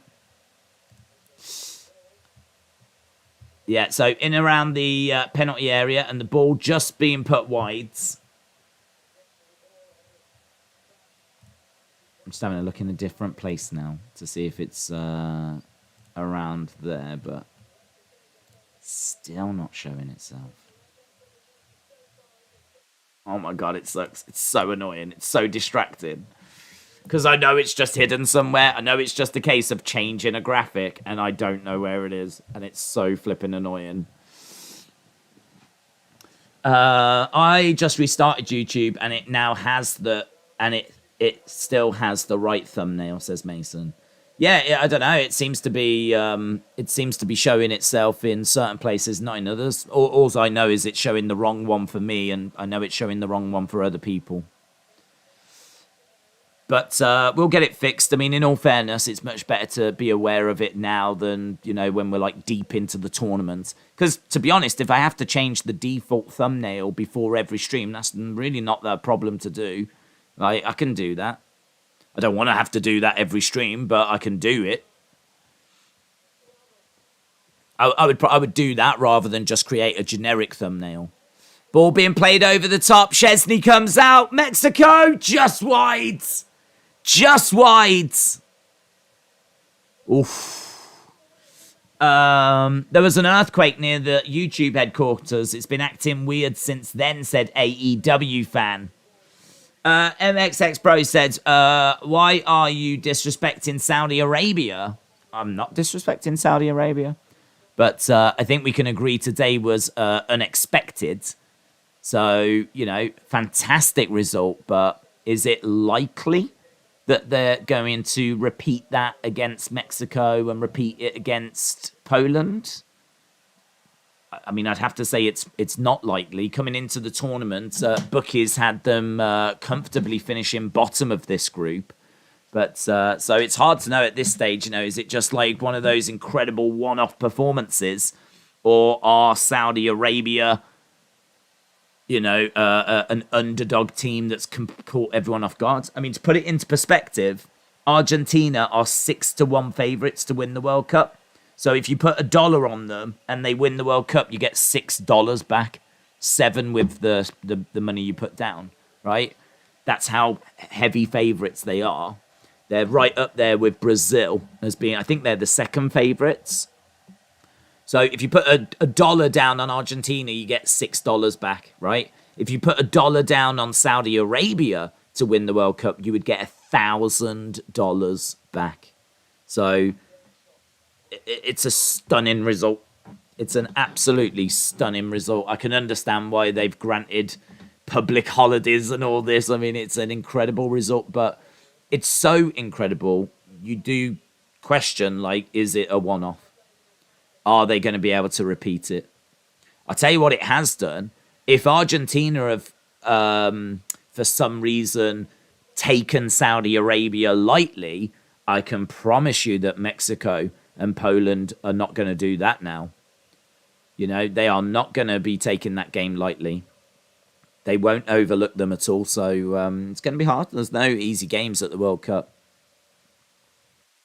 But I think if you was to look at form, then you would say, Argentina are likely to win their next 2 games. And Saudi Arabia are likely to lose their next 2 games. So fantastic result, but in isolation at the moment, it hasn't guaranteed anything. It's just made things a lot more interesting. certainly from a Saudi Arabia perspective, who now definitely have something to play for. Qualification is not just a dream now, it's a very real possibility, but they still have got jobs to do. They've got to get some sort of results against Mexico and Poland. How about I give you 10 cents and you give me $500? Yeah, that's not happening. Henry Ziminoff, shout out to you. Hope you are well. Appreciate it. MXX Bro said it's likely because they've been in training camp for a month and they know how to play together. Yeah, I mean, that will definitely help. We spoke earlier about like team unity and playing as a team and all of that. So, you know, if it is down to that, I mean, it's incredible. So we'll find out, won't we? If it is down to that, then they should be able to show it again against Mexico and Poland, because if they have clicked as a team and they're working well together, then that level of performance is not a fluke. And so it should show itself next game. So next game is going to be very, very interesting, because if they do show that level of performance again, then we've got a very interesting team at the World Cup. Then we've got a very interesting team. Dare I say, like Greece in 2004? You know, a dark horse that's come out of nowhere that has got this team spirit, this team unity, this togetherness that could be so valuable at this tournament. I missed Argentina, Saudi Arabia. Did I miss anything important, says Adam. Hell of a result. Still in a good spot to advance, just in case they don't win the group, says Henry. I wish the US did not suffer the penalty kick. At this point, they need to defeat England on Friday, but get a higher goal differential to win the group. There's always unexpected teams that go quite far in each World Cup, says Mason. Alex, hello, I hope you are well. Straight into the hands of Chesney. This game is not a bad game at the moment. They're certainly not just passing it around. We're seeing a lot of long balls, and we're seeing some interesting build-up play. We are seeing the ball getting down to both goalkeepers, troubling both goalkeepers. It's not like another long ball. Look at that. It's not like we're seeing this just being like, you know, passed around the midfield. It's quite an open, expansive game at the moment. Ball being played into the middle of the park. Plenty of green shirts around, closing the ball down. And here we've got Poland bringing the ball out, playing it back. Trying to knock it into the middle of the park. So it goes back to the Polish half. Again, they're just passing it around their defense at the moment. You can see the pressing game of Mexico just trying to close the ball down. And it goes all the way back to the goalkeeper. Keeper plays it into his defense. So the Mexican defender right now playing it back to the keeper. Ball going over to the left-hand side. Mexico bringing the ball out. Goes over to the left-hand side. So Mexico playing it around. Picking it up, going into Poland's half. Trying to find a way forward. Lovely through ball, but just couldn't get on the end of that. That was nice, though. It was a good idea. Tried to get it like to go in between that Polish defense for the Mexican player to run onto it, but just put a bit too much on it. And it ended up running straight out of play. We're seeing the fans in the stadium in fine voice. Mexico fans always bringing energy as the ball goes straight out. Legend Killer, hello. Hope you are well. Deanna said, would you rather be a member in the Spirit Squad or Dark Order, the first episode they debuted? I'd go Dark Order because they all wear masks. So, Like, if I was a creeper, one of those creepers or Evil Uno, there's a good chance I'd be in a mask, so no one would know it was me. In fact, I might have been there anyway, mightn't I? The SmackDown World Cup is more interesting than these last two games, says Moldy. Moldy, hope you're well. Messi needs to step up. Wait until Ronaldo kicks in. He will smash it, with being the last one, says David. Well, there will be all eyes on Portugal. I mean, Portugal's team is not bad at all. They've got... they're not... Portugal are not a one-trick pony. Portugal would be a problem even without Ronaldo. Same with Argentina, really. They would be a problem even without Messi. It's just another reason why today's Saudi Arabia result is just so incredible. It's going to be a throw-in here to Poland, right in and around the penalty area. Ball bouncing around. And Mexico looking to bring that ball out, playing it out to the left-hand side. So Mexico pushing forward, ball being whipped into the middle, straight into the hands of Szczesny. We are into the final 10 minutes. It's going to be a friendly game between Wales and England. There is no friendly games between Wales and England. They don't exist. I heard this last night. I heard on ESPN they were talking about how USA have got a problem because England are not going to really go for it against Wales in the final group game. They're going to rest a load of players. Like, it's going to be easier for Wales. Like, no, you don't understand. There are no friendly games when it comes to England, Scotland, or England, Wales. I mean, granted, we may rest players, but England's squad is strong, and honestly, we don't necessarily get weaker if we rest players. We're still going to carry like a threat, a significant threat.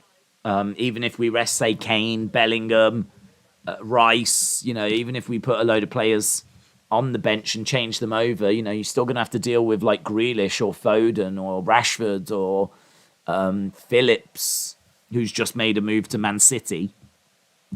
So, and the mentality will not be, well, it doesn't matter if we lose this. I mean, against the Welsh, that doesn't exist. Against the Scots, that doesn't exist, and vice versa.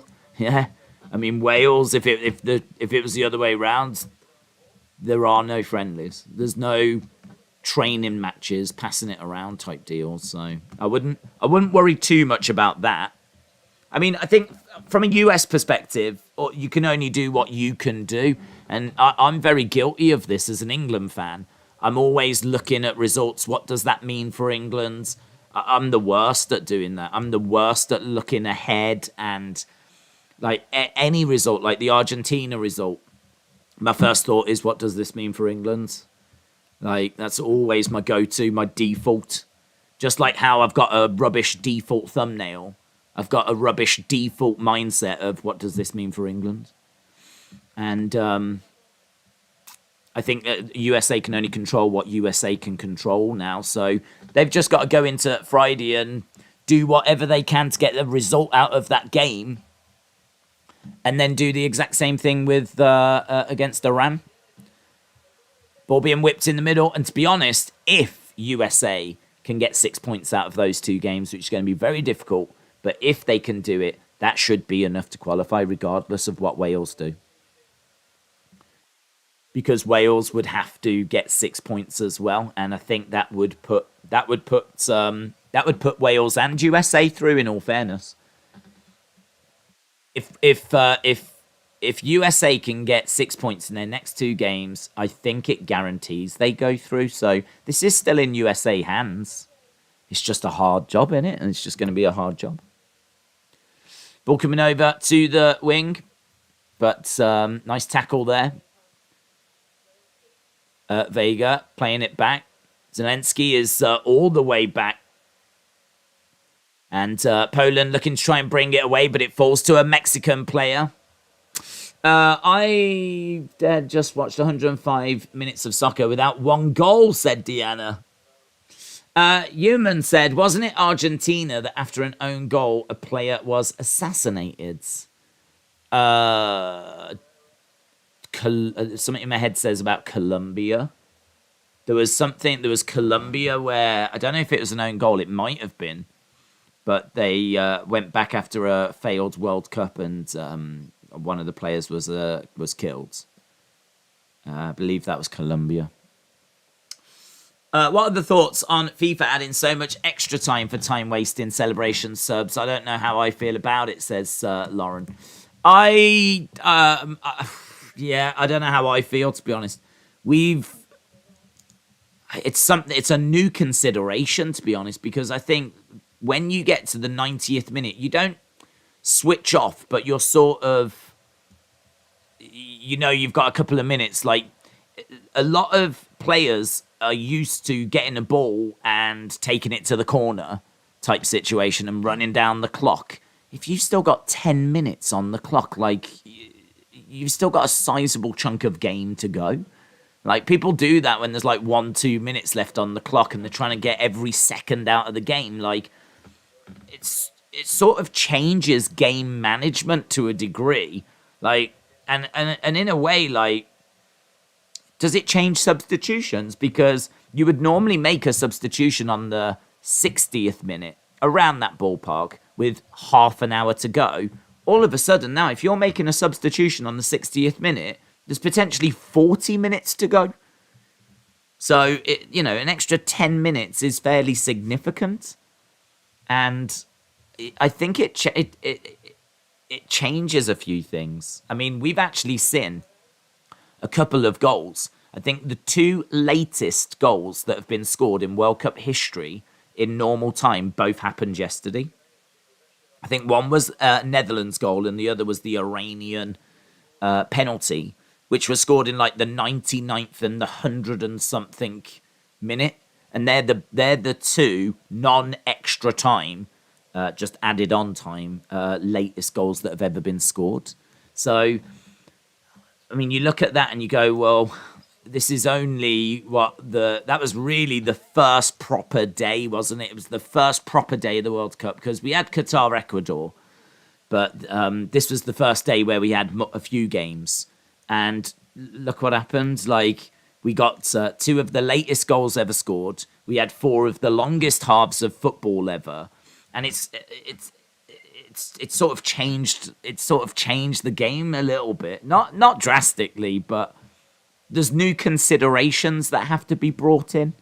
There's new considerations that have to be brought in. So I sort of feel like it makes it a little more exciting, because if you are winning or losing, you've got a hell of a lot longer to try and survive now. Back in the day, if you could get to the 90th minute, it was a case of holding on for 2 minutes. Are they going to do it? Now it's going to be more like 8, 10. Like, it does change the mentality of the game now.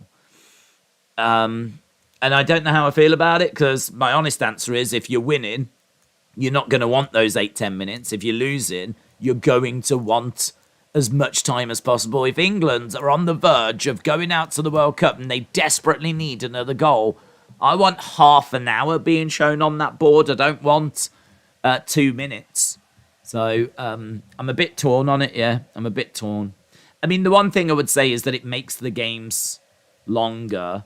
I mean, there was an extra 25 minutes in that England one, for example, but of course that was due to, like, concussion. Back post, Mexico, take a shot, and it bounces out. Aren't those 2 goals good for soccer, says Deanna? Aren't they good for soccer? I don't know. I mean, like, they're just part of soccer. I don't know if they're good or bad for soccer. I'm not saying they're bad for soccer, but I'm not saying they're good either.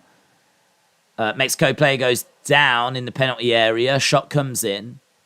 It's just part of soccer. I mean, I suppose it's good in the sense that the game is still having goals up until the dying seconds. You know, it's not as if the team's just switched off and that was just like really dull, boring, extra added on time. Like, we got goals in that added on time, so it's good from that perspective. But equally, you can't just play and play and play and play and play, like, until someone scores. Like, you have to draw that line. And before the line was drawn, where, there was a couple of added on minutes at the end of the 90, and like, celebration time and whatever, it just wasn't taken into account. Like, I don't think it was really seen. See, there's only 2 minutes on this board. I don't think it was really seen as anything that significant. Yeah, I mean, look, 2 minutes here. I mean, it is 0-0. There hasn't been any celebrations. There hasn't been any substitutions. But this is more normal to what we would expect. A couple of added on minutes. To change it now, take it to like 8, 10, as I said, I think it just changes the game slightly. All of a sudden, we would see people making substitutions in the 90th minute to waste time. Like, do you now make substitutions in the 90? Do you now wait to see how much added time there is before making that substitution? So does it just tweak that a little bit? Game management, does it just tweak that a little bit? Like, I don't know that it's good or bad. I think it just changes things just a touch. Shot coming in, but blocked by Poland. They aren't tied games. That's why I think it's good, says Deanna. Well, I mean, I don't think either of those games were tied at that point anyway. I think Netherlands scored in the 80-odd minute, and then the second goal came in the 90-something minute. So Netherlands were winning anyway. And obviously in the England game, it was 6-1, and Iran scored a goal and made it 6-2. But your point remains, you're not wrong in saying that, it could have been 0-0 and that goal could have come. But I don't know. I mean, I feel like ties are part of the game. So you've had 90 minutes to try and break that deadlock. If you've not done it within that time, my feeling is, well, then a draw is fair and a draw is a result. I don't know that draws don't necessarily or shouldn't really be looked at as being like a downer, for example. Like, draws are kind of interesting because, all of a sudden that first game, for example, it was close. Both deserve something from it. What does that mean now? A draw is a result in its own right. I don't think. I mean, I think in like American sports, they don't have draws. They don't have like a game that you can play and at the end it's both teams get something from it. But that's just part of football, really. That's always been part of football. I don't necessarily mind draws. I think if both teams play well and they both deserve something from the game, then that's fine. So again, like, to play extra time to prevent a draw, I personally don't feel like I need to do that. I don't need to like keep playing until someone gets the winner. I mean, obviously, if you're in a knockout game, you're going to need that, but that's what extra time is for. So I don't know. I'm a bit. I can't really see much of an argument for it, but I can't see an argument against it. It just maybe is asking more of the players because the players now are having to play 5 minutes extra than they would before. I mean, you see players give everything, cramping up as they get to the 90th minute. Now on the boards, there's going to be another extra 10 minutes, for example. So this is what I'm saying about how it like maybe just tweaks the game and changes the game a little bit, and you might have to just take that into account. Half time here, 0-0. Certainly not a barn burner here. We've had one shot on target. Don't worry, we'll have 15 minutes later in the second half. If you can't score in 90, then maybe you don't deserve to win. Deanna, I mean, like, Deanna, it's a really interesting conversation. It's one that I'm enjoying having, to be honest, because I haven't quite made my mind up on it as to whether it's a good or bad thing. So it's really interesting, like, hearing people's perspective. And if people think it is a benefit and it is a positive, and, if you can get a winner in the dying seconds, it's going to be more dramatic, isn't it? Like, you've had 90 minutes, you haven't done it, but, I mean, some of the best moments in football history of when people have scored screaming late winners, like Man City winning the title in the 90-whatever minute it was, 93rd minute or whatever, and that won them the title. And David Beckham with his free kick against Greece which went in super, super late, and that meant that England went to the World Cup. So, it does allow for more of those dramatic late winners, dramatic moments. So I can see the benefit of that. But equally, I can see the other side of the coin, which is a bit like the England game where England were winning. It was completely useless having that extra time because, all right, Iran scored, but, I mean, it finished 6-2 rather than 6-1. I don't know that made any difference, really. Maybe it makes a difference with the goal difference down the road, but I don't know that it will. They lost the game. They lost the game, like, comfortably. And even with that extra time, they lost the game comfortably. So Gareth Southgate said, what with this extra time, we've really got to take into account, like, not switching off. Again, teams... If you're comfortably in the lead, you might switch off for that last 5 minutes. And as we said, game management, just take the ball to the corner, run the clock down type situation. You can't do that now. You can't do that now because you can run the clock down and get it close to 90 minutes. And then they put the boards up and there's 10 minutes to go. So, all right, you've took a few moments out of the game, but there's still plenty of game to come. So... I know I keep repeating myself like a broken record, but I think it does change some of the mentality as to what you do with your end of game management. So it's, we'll see how it goes. Early days, isn't it? Did you watch the Argentina game? No, I didn't. No. I was asleep. I mean, if I'd have watched it, I would have streamed it. So I was asleep. I went to bed about... I think it was 6 o'clock. That game started at 10. So it would have meant, by the time I would have got up and set up the stream, I would have been up like 3.5 hours after going to bed. So I wanted to make sure I had a good amount of sleep. And, I mean, look, I feel good. I feel awake. And I'm hoping that we can maintain that as we keep going through this tournament. I also want to make sure I'm not flipping distracted by that thumbnail issue. So I really, really, really want to get that sorted. And then I'd be able to focus even more on the game. But coming up after this, we've got one more half of this. And then we go into France versus Australia. That is going to be amazing. Looking forward to that. Did you like penalties or golden goals, says Wrestled Andy? I wasn't a fan of golden goal, but I understood why it was there. So I feel like with penalties, a lot of people don't like penalties. And as English person, I hate penalties. But I like penalties as well because they're very dramatic. People stepping up and, it's so tense. Is it a fair way of deciding a football game? Maybe not. But, I mean, no one's come up with anything better. So, it's sort of, dramatic, it's painful.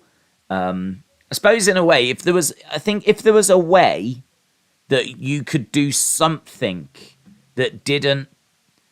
I think if FIFA could find a way of deciding a game in a dramatic fashion where it's not one person's fault, because that's the problem with penalties, really, is, you look at, Saka...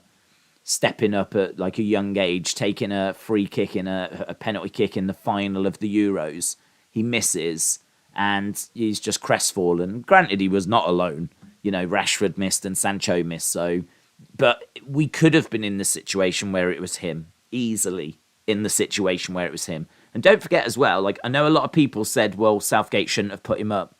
But the truth is that once you go through your first 5, then you get to your 6th and your 7th and your 8th. If you were one of the players on the pitch at the end of that game, you are forced to take a penalty. There is no option about taking a penalty. You choose the first 5, but once you get through those 5, then it's number 6, number 7, number 8, and you go through the team. So even if Saka hadn't have been one of those 5, had England drawn with Italy for those 5, he would have had to have stepped up at some point. And the problem with penalties for me is that, that's harsh. That's a lot to put on a youngster in particular. And again, you could look at it and go, well, take him off before you get to penalties then. Well, you don't really want to have to use a substitution just to take off a youngster because penalties are coming up. And to be honest, you might have already used all your subs. You might have used them all, for the tactical side of the game. Like, I need this, I need that. And you might not have any subs left. And you might end the game with a couple of 19-year-olds who are then going to find themselves in a situation where they might not be in the first 5, but they're still going to have to take a penalty.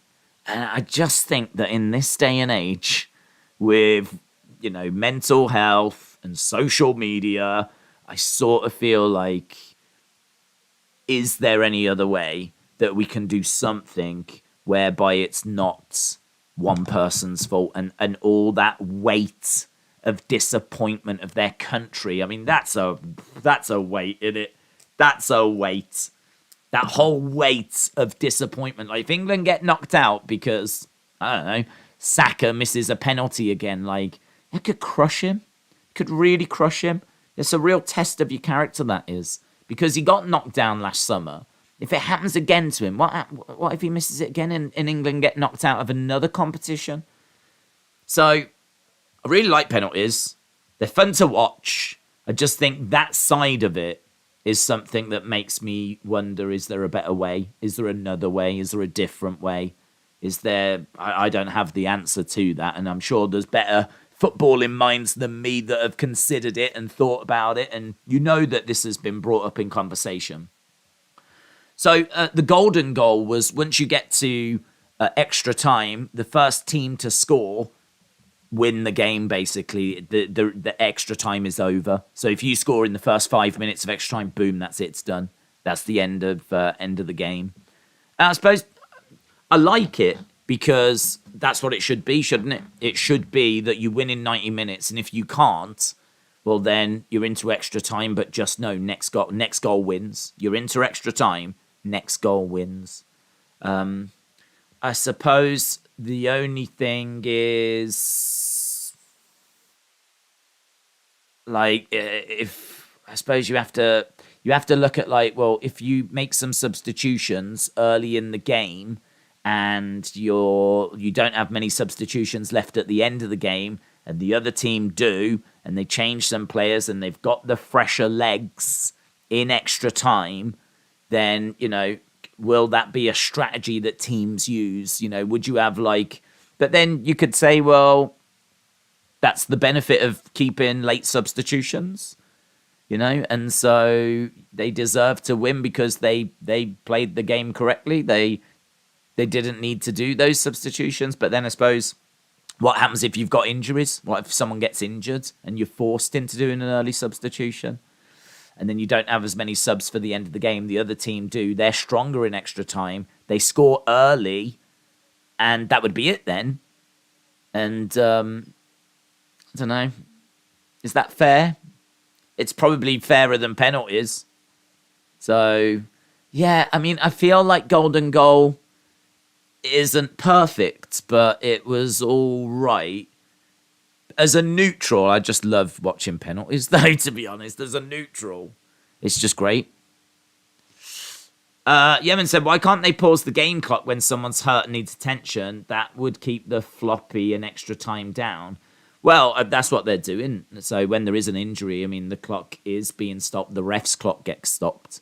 So the clock we see doesn't. But that's why... I mean, there is an argument that the clock we see should be stopped, and the clock we see is the clock the ref sees. What happens is the clock that the ref has, the watch he has, we don't have visibility on that. So no clocks get stopped, basically. But it would be interesting if his watch was always synced up and visible, so that, by the time you get to the end of the game, it's not a big surprise. But it's kind of, I don't know, that's part of the game, really. You get to the end and you're like, how long's... Do you know what I mean? If you're losing, God, I hope there's a lot of extra time. That surprise element of, like, how long is left is just, I don't know, part of the fun, really. If you're winning, say you're Saudi Arabia earlier and you're winning 2-1 and you go to the 90th minute, you are going, please be a minute, please be a minute, please be a minute. 8 minutes!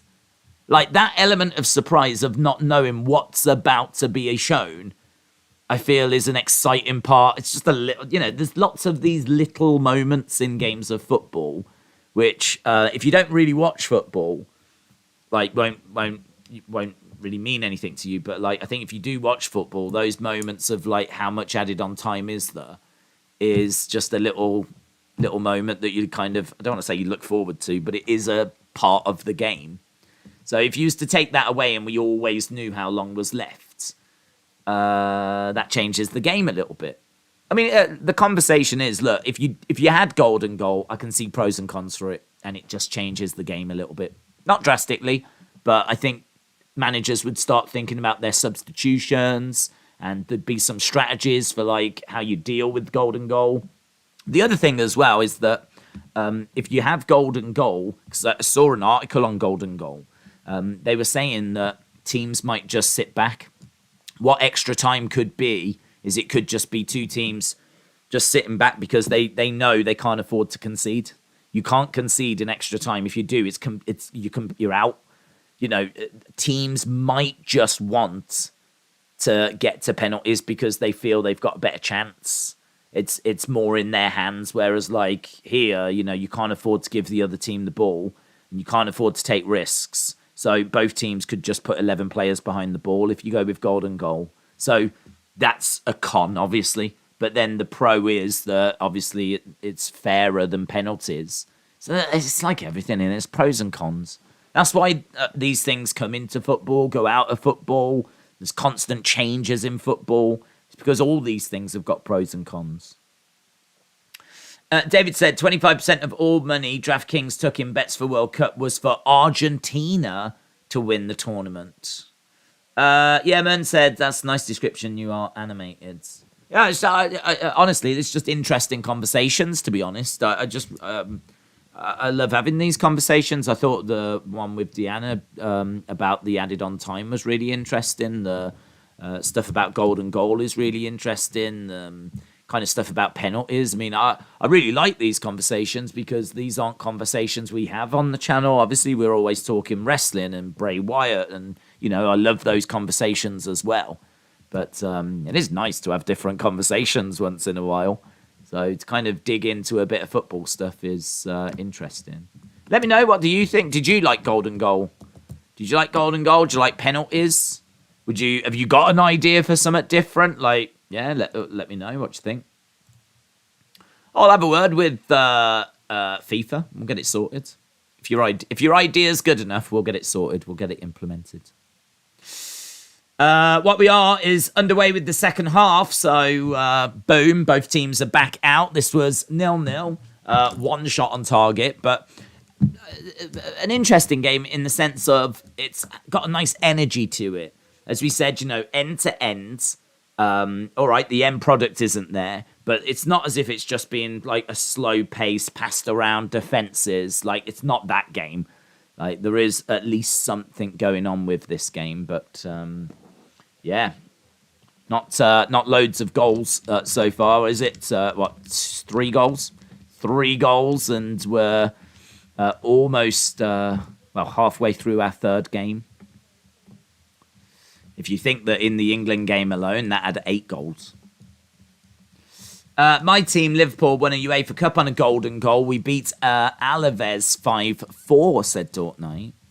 Rass Abou Aboud said we would need Herb Dean to ref to get some action going if both teams got a bit defensive. Yes. That's how you counter it. Owen said, are you streaming NXT tonight? Yes. I think it should be set up on the channel, to be honest. But God only knows what's visible these days. God only knows what you can find, what you can't find, what the thumbnail looks like. I haven't got a flip. But I did set the stream up last night. That was something that I did last night. So, yes, is my answer. We are doing it. These World Cup streams will not get in the way of like the wrestling streams. That's why I didn't do Argentina. Because to be honest, I could have done Argentina, but I probably would have then sacrificed NXT or, do you know what I mean? Like one of the wrestling streams. And I don't want to do that. So that's why we're doing these 2 games today. But I think we go back to, what's tomorrow? 3 games tomorrow, I want to say.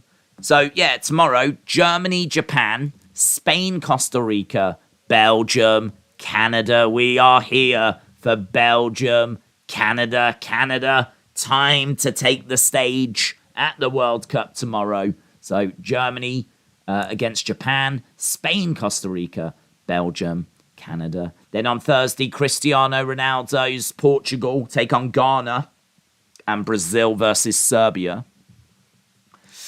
What if they just took out the goalies after full time? Well, the team that kick off then would surely just launch the ball. I mean, I suppose what you could say is that the defenders would then just all go back on the line.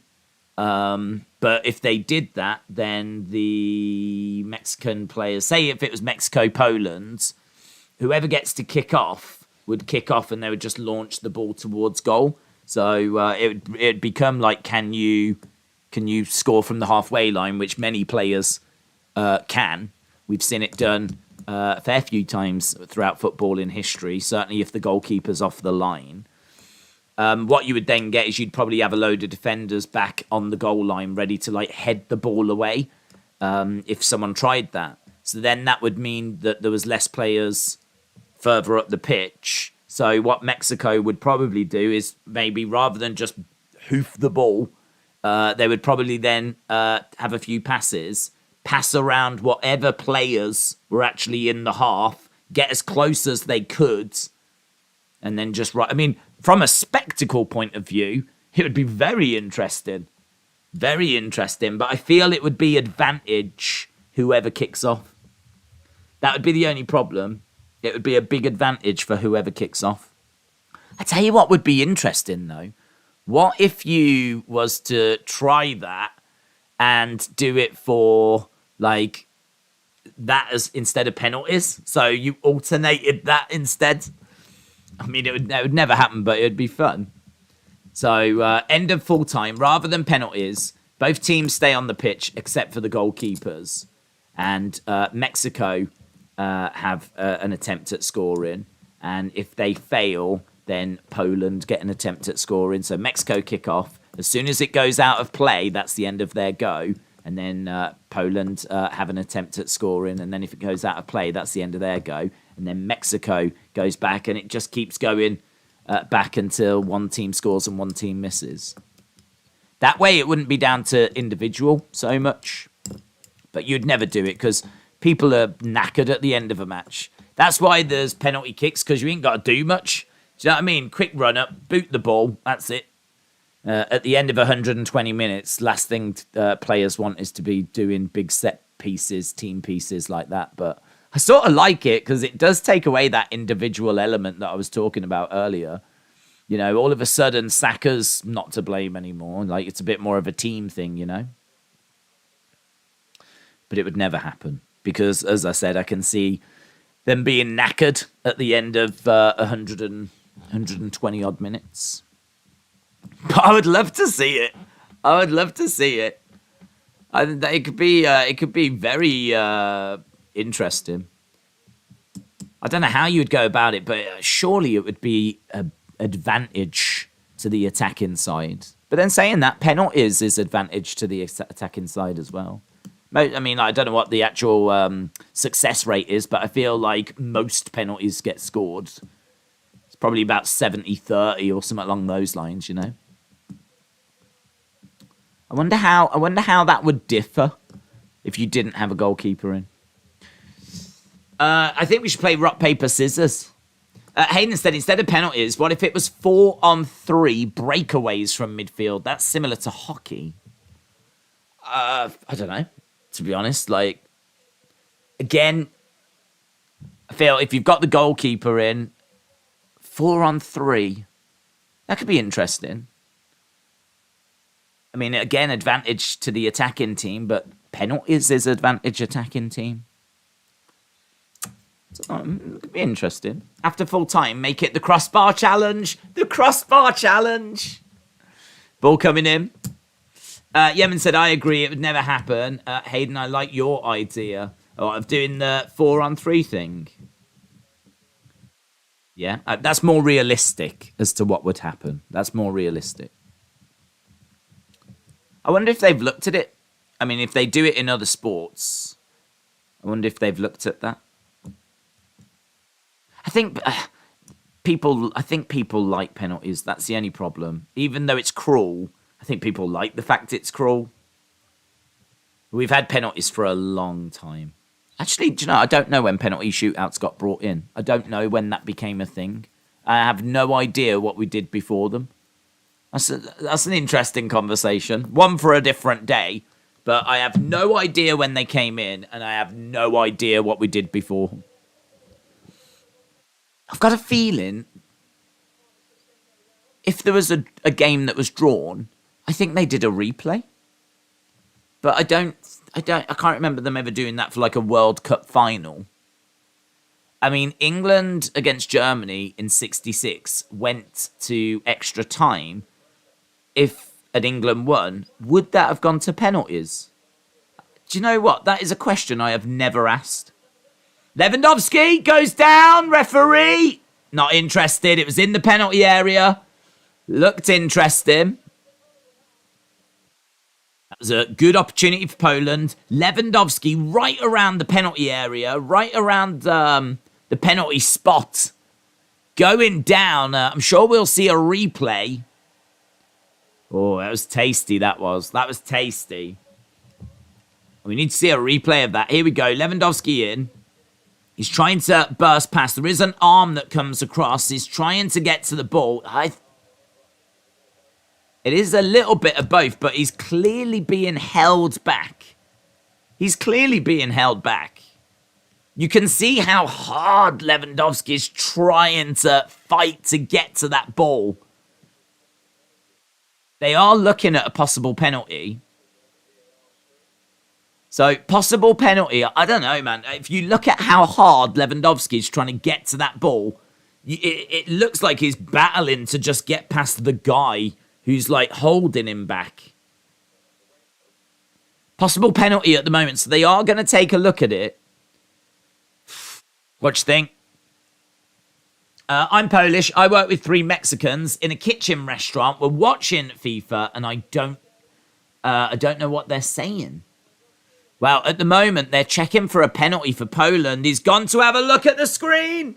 It's one of them. Whenever they go over, it tends to get given. This could be a big moment for Poland. Could be a big moment for Poland. Lewandowski trying to get in. From that angle, it doesn't look good. Ref's taking a look. He wants to see... Surely he wants a different angle. Is he asking for a different angle? You can't really make much out on that. Can't make much out from that. So, ref... Oh, well, he's just gone off that angle.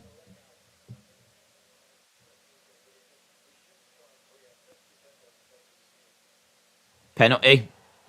Yellow. Poland get a penalty. Poland get a penalty. I must admit, the way that he had his arms over him, it was more the reaction of Lewandowski, the way that he was like trying to battle past him.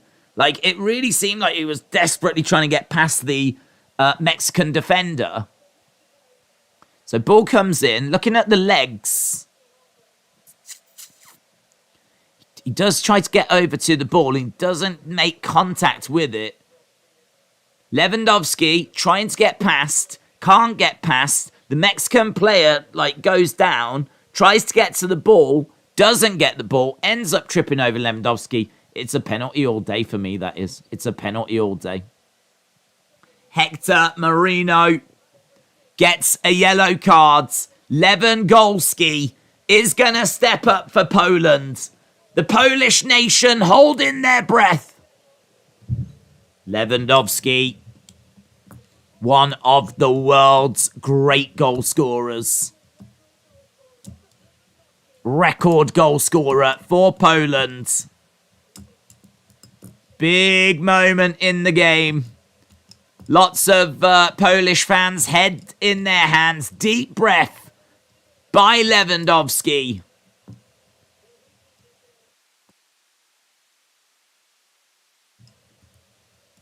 Lewandowski putting the ball down. Big moment. Still plenty of time to go. That guy's going to have a heart attack. He's got his head in the hands. He's holding on to his heart. It's quite a nice shirt, the Polish shirt. Don't mind that. Deep breath again. Lots of boos. Boos coming from the Mexican fans. Great goalkeeper, by the way. We haven't spoke about him. Fantastic goalkeeper.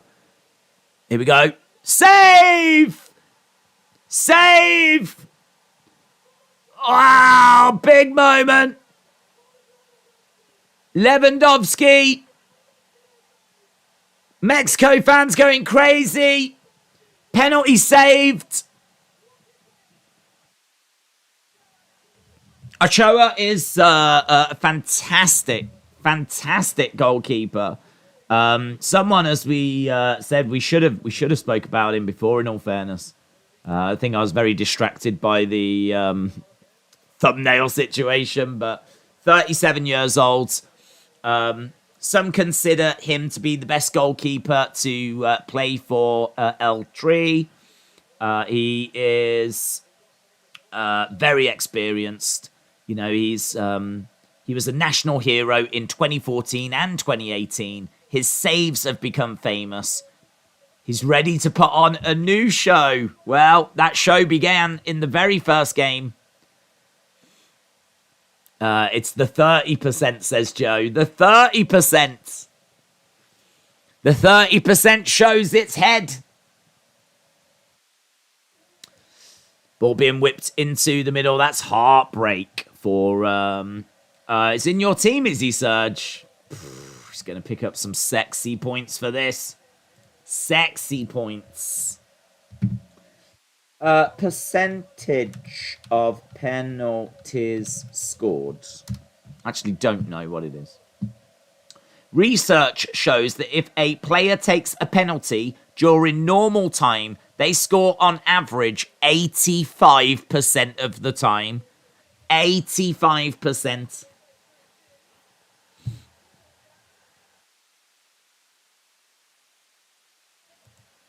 Well, do you know what's really interesting, though? There's a stat here that says that penalties success 75% for men, 73% for women.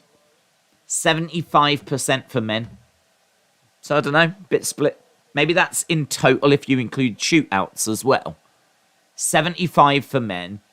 They miss 4%. 17% get saved. And nearly 3% hit a post or crossbar. So there we go. That I can only presume that must be if you take into account like penalty shootouts as well. Just normal penalties in full time, 85% of those get scored. So this is actually the 15%. We just saw the 15%.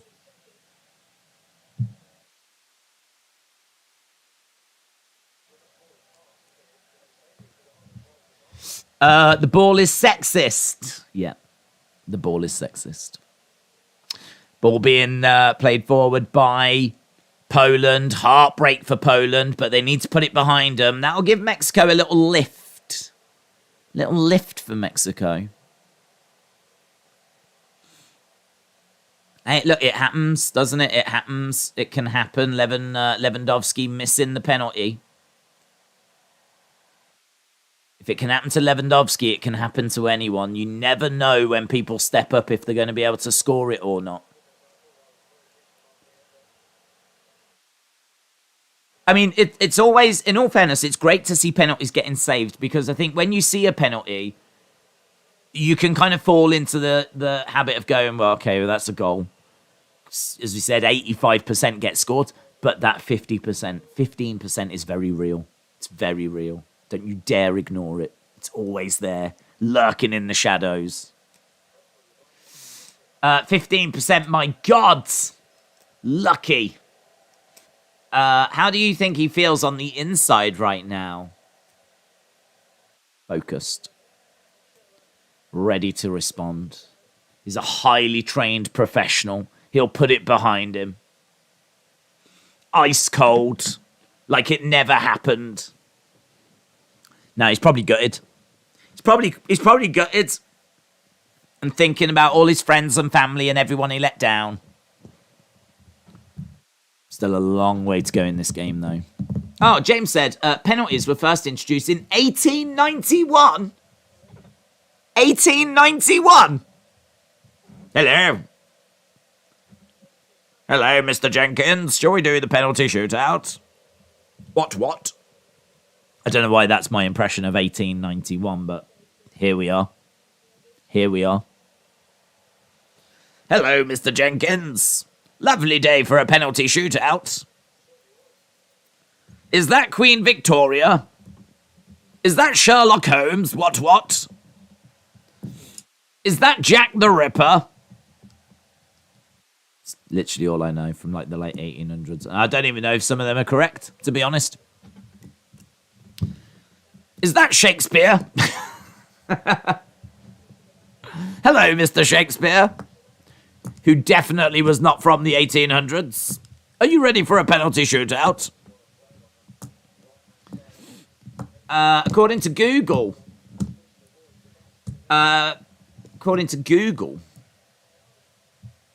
1891.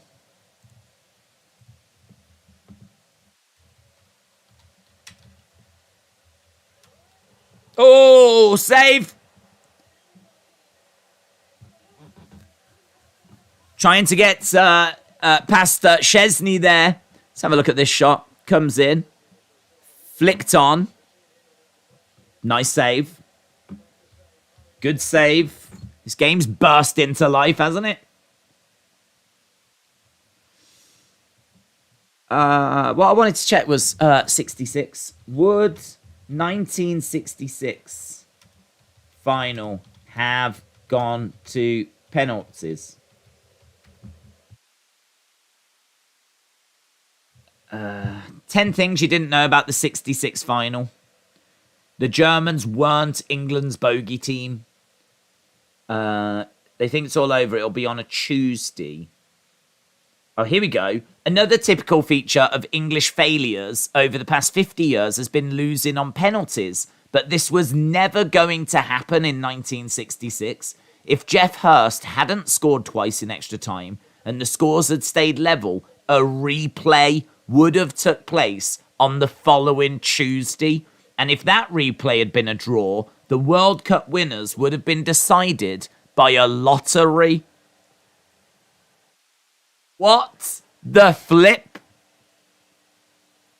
Never knew that. Never knew that if extra time hadn't, no goals in extra time, we would have got a replay.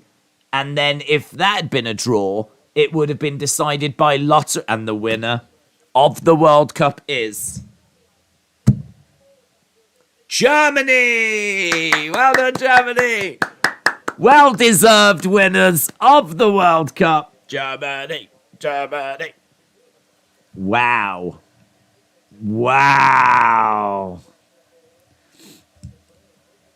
The national anthem was sung for only the second time in the tournament. English players might have come under criticism for not joining in with the anthem, but the 66 team couldn't have been blamed if they forgot the words.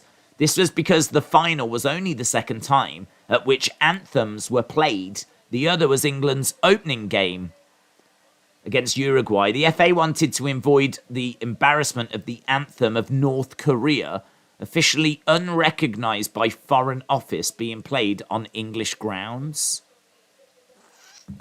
Jeez Louise, this is super interesting.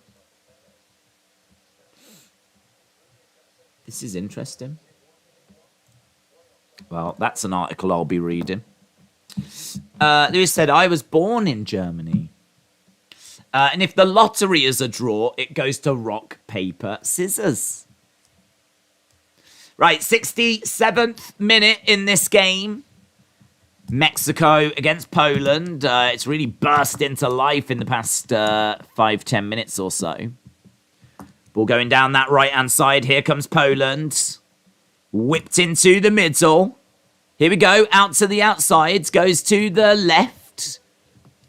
Trying to get it in, but no joy. Oh, Mexico getting the ball, and looks like they're going to get it away.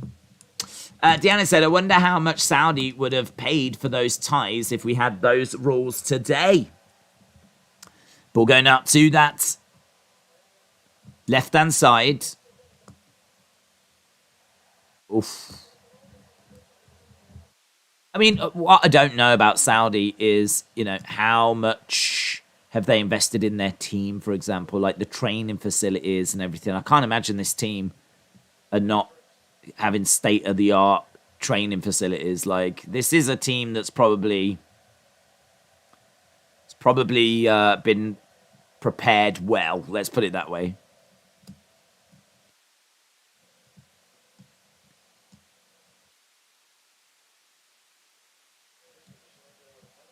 Maybe that's something we're going to have to deal with, like money coming into the international game. Like how money comes into PSG and Man City. Is this something we're going to have to see now with smaller nations spending billions on their national team? I mean, we spoke about it with Qatar. Qatar have done that. To be fair, most games are scored by a lottery. They just do the lottery before the game to decide who wins. Ricky said, this match is about an 8 out of 10 for me. What are your thoughts on the Jubaloni ball? Is that they don't still use that, do they? Wasn't that one that was quite light? Let's have a look. The 2010 ball in South Africa. Yeah, I seem to recall that one was accused of being light and acted strange in the air. The story of the 2010 World Cup uncontrollable ball, still remembered. Looks back at the football that swooped and swerved in the South African air, much to the fury of the World Cup stars that were trying to control it. Julio Cesar, the Brazilian keeper, said the football is horrible. I'm sick of it. It dipped and swerved and defied the laws of physics. I'm not a fan of it. I mean, it's kind of interesting to have a ball that is hard to read for a goalkeeper. I'm definitely down for that, but I'd have to think if it's hard to read for a goalkeeper, it's going to be hard to control for players. Like, if you want to get it in the top corner, and it's going to deviate on its path, you're not really got the control over it that you want, do you? But I sort of like the idea that it makes it harder for goalkeepers. But saying that, it takes the skill out of it, doesn't it? If you're a keeper and you get to where you are believing the ball is going to be, because that's where all other balls tend to go in with that same trajectory, and this one doesn't, it's kind of, it's keeping you on your toes, but it's, I don't know, is it taking the skill out of the game? You ain't got time to learn the new ball physics, have you? I don't know. I'm not clamoring for it to return. Mason said everyone struggled with that ball except for Diego Forlan. AEW fan said, as a Polish American, I might now survive this game. Alan said that ball in South Africa weighed nothing, and as soon as the wind touched it, all bets were off. Yeah. As I said, I can see it being fun from not from a goalkeeper's perspective, but making more goals, making it harder for keepers to get to them. I can see the benefit of that, but equally, I'm not clamoring to see anything like that. Football is exciting enough. Right, final 20 minutes in this one. Final 20 minutes. Lewandowski is thinking, how do I keep this in my shorts? Poop emoji, said David. Dort Knight said, I want a Lewandowski goal. Lou said, thoughts on Argentina? Big upset. Bit worried about what it means for England. Pleased for Saudi Arabia because they're a very, underdog nation. They're 1,000-1. I think it shows that anything can happen at the World Cup. Saudi Arabia were not fancied at all. Blows that group wide open. Yeah. I don't know. I mean, I wonder what Argentina are hoping for in this game, because these are the other two teams in that group. If this ends as a draw, that's probably not the worst for Argentina. They're only a point behind two teams after one game. So that wouldn't be the worst for Argentina.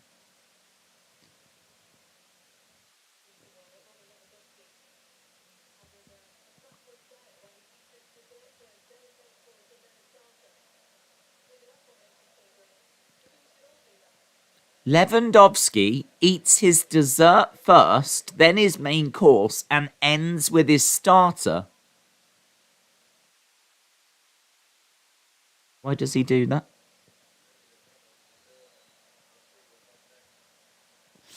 Whistle blown, we're into the 73rd minute. Hear me out. If it's tied after 90, Bruce Buffer, we get a cage, and it's time. It's time. Mexico on the ball. Mexico knock Argentina out next game, says Tall Paul. Well, if Mexico win this and then they beat Argentina, then would Argentina be out? No, not necessarily. It would depend what happened in the other game. Ball in the middle, just goes wide. No, it would depend what happens in the other game. So, I'm trying to work this out. Saudi Arabia win. They're on 3 points. If Mexico win here, they're on 3 points. If Mexico beat Argentina in the next game, Mexico go to 6 points. If Poland beat Saudi Arabia, that means you'd have Saudi on 3, Poland on 3. No, depends. No, Poland would have lost this, so they would have been on 3. No, I think they could be out. I think they would be out. I think if Mexico win this and then Mexico beat Argentina, I think Argentina would be out. And I think the reason is because they would have a worse head-to-head record with Saudi Arabia. It's so complicated. I'm sure it does come down to head-to-heads, doesn't it? It's if they all finish on the same points. I don't know if we go to goal different next or if it's head to heads next. I'd have to have a look at that. That's something for us to look at when we get to the final round of games, because two teams can finish on the same points and then we use other things to separate them, like who scored the most goals, who's got the better goal difference, what was their head to head record. So I'll have to have a look at that, because sometimes they tweak that as to what the priorities are. So I'll have to have a look at that. Ronaldo out of Man United just announced. Ronaldo out. What, have Man United announced it? United has terminated Ronaldo's contract. Oh my God, what's happening? Right, we're into the final 15. Ball being launched forward in towards the Mexican forwards.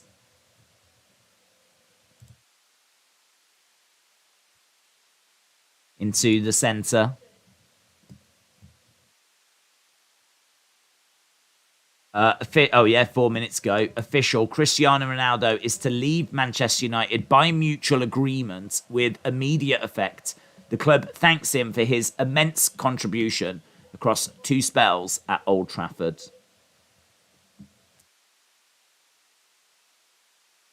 Yeah.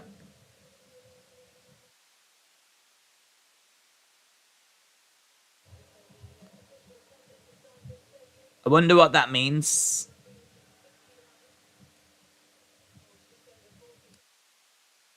Wonder what that means. Oh, well, it means he's gone, but I wonder if we paid him a load of money for that. I hope not. Wonder what that means. I wonder what he got out of it.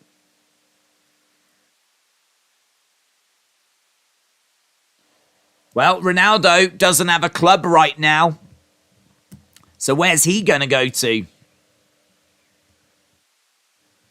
Who wants Ronaldo? He's free. Well, he's not free. Well, he is free. You're not going to have to pay Man United for him, but you're going to have to pay some crazy wages. Us Polish people eat backwards, dessert first, meal next, and appetizer last, says AEW fan. How do Australia avoid defeat today, said Dragon Slayer of Death. Honestly, you just need to keep things tight and frustrate. There's not really much else you can do. If you're gonna be open, you're gonna be exploited. The only thing I would say is France. You never know what version of France are gonna show up. You really don't. I think if you can frustrate France, then they can throw their rattle out of the pram. They can throw their dummy out. They are a team that you can upset and frustrate. I don't want to say easily, but you've got to make sure they don't get into the rhythm of their game. If France, a bit like we saw with England. I mean, when you saw England play, for the first half an hour, we didn't score until the 30-something minute. We scored 6 goals, but the first one didn't come until like half an hour into the game. And as we said at the start of that game, there was people saying like, you know, they're playing to Iran's level, and you know it was kind of cagey. The problem was that Iran's keeper went off, and obviously England managed to find a way through. Jude Bellingham getting that breakthrough, and the game completely changed at that point. It felt like England had that goal. You know, we had options then. There was things we could do because we can sit back. Doesn't matter. We've got the goal. We can go forward and look for the second, knowing that Iran can't afford to sit back. Iran can no longer just defend, because they're losing the game. So it changes the whole game. So that first goal was critical. That first goal changed the game. And you could maybe even go back to say the goalkeeper being injured changed the game. So, but up until that point, it had been a bit cagey. And, you know, we were talking about patience. And I remember the ball being passed around at the back, and we were trying to probe down the channels like we usually do. So if Australia are going to get anything out of this game, you need to keep France in that kind of frustration for as long as possible. Shot from distance there by Mexico, but it goes well wide. So, yeah, you need to keep things tight. You need to close things down, very similar to what we were saying about how USA could approach the game with England. Keep things tight, don't leave spaces, be well organised, be disciplined, get to half-time 0-0. Don't think you need to go out and score goals. Keep it 0-0. Frustrate France. Frustrate them. Because they'll start soon, start spraying balls around, and they'll go longer. I can just see Mbappe just chucking his arms down and saying a few words, and all of a sudden, you know, those relationships. It's not like, big smiles, everything's clicking, everyone's happy. You want to avoid that. You want to make sure France don't get to that level, because we saw England get to that level. 1 goal, 2 goals, 3 goals, 4 goals, 5 goals, 6 goals. Like when you're in that rhythm, you know, and you've got the confidence flowing, you know, it just becomes so much easier. But none of that was possible until that first goal went in. And as we said, that took half an hour. So Australia need to frustrate. Make it boring, honestly. Slow the pace down. Make it boring. Just make sure that you're tight, you're well organised. It's going to be so hard because, of course, France are going to be trying every trick in the book to create space. Back post. Poland looking to try and whip the ball in the middle, but no joy. Mexico bringing it out. What would be bigger upset? Saudi beating Argentina or Australia beating France? I think they would both be massive upsets. I think the Saudi one would be bigger. No, no joy. I think the Saudi one would be bigger because Argentina are seen as just slightly ahead of France when it comes to the favourites. I think the three favourites are Brazil, then Argentina, then France. So Argentina are just that one place ahead of France going into the tournament. And then in regards to maybe the teams that are the least fancied, I would say Saudi Arabia was below Australia. But Australia, I think, is like 750 to 1. So if you put $1 on Australia and they win the World Cup, you'd get $750 back. With Saudi Arabia, if you put $1 down, you get $1,000 back. So Saudi Arabia were bigger underdogs. Argentina are just that one slot ahead in regards to favourites coming into the tournament. So I think the Saudi Arabia one would be bigger, but we are talking about Saudi Arabia potentially providing the biggest upset in World Cup history today. I mean, it is one of, without a doubt, the biggest upsets. It could even be the biggest upset in World Cup history. So if Australia were to beat France, that would also be in the conversation. But I think if you used to get into the real detail of it, I think Saudi Arabia would end up being the bigger upset. But it depends, doesn't it? I mean, if Australia smashed France 3-0, like that would be even different because Saudi Arabia beat Argentina 2-1, just managed to, get over the line. If Australia beat France 3-0, that would be, maybe France would, maybe Australia would be the biggest upset ever. But they would be close. They would be close. There wouldn't be, it's not like there'd be tons in it. They would be close.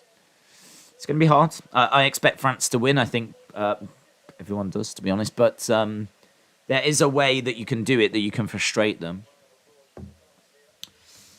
Al Hilal from Saudi Arabia offered United $1 billion for Ronaldo in the winter.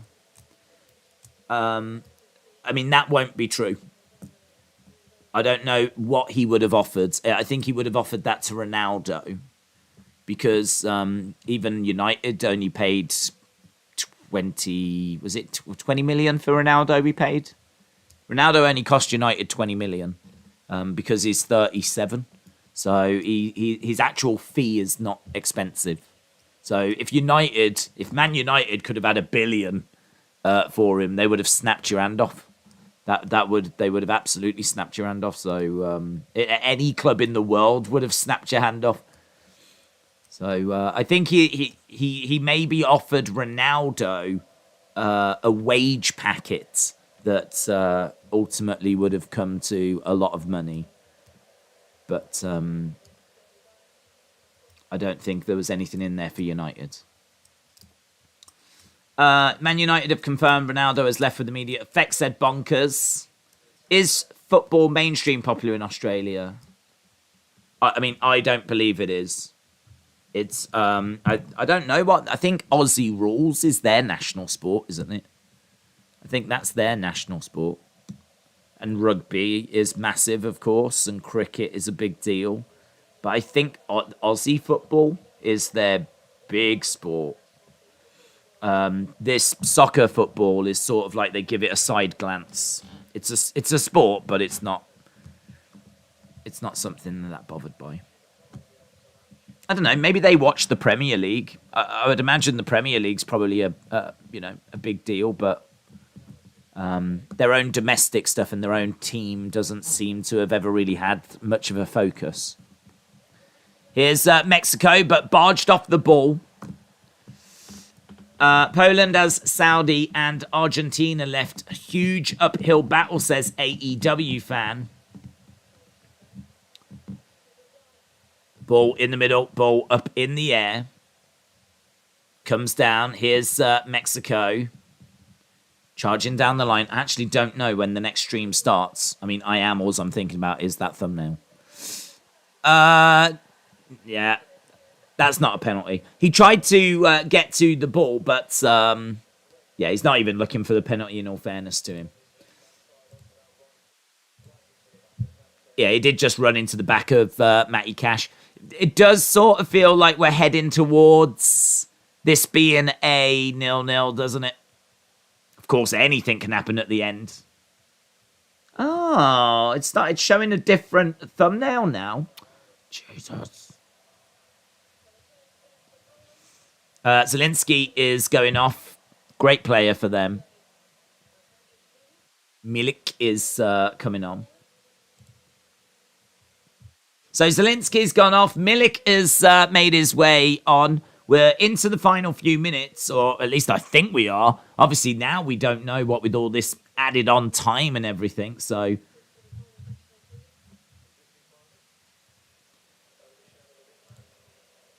Ball going all the way back to Chesney.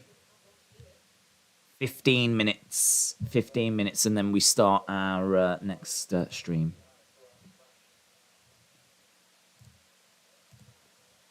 Ball being launched in the middle by Poland. Cleared by Mexico. Ball bouncing. Comes to the edge of the area. Played forwards. To the outside. Cash trying to get that ball in. Doing a good job. Good work by Cash at the moment. Whipped in. Up in the air. Bounces wide.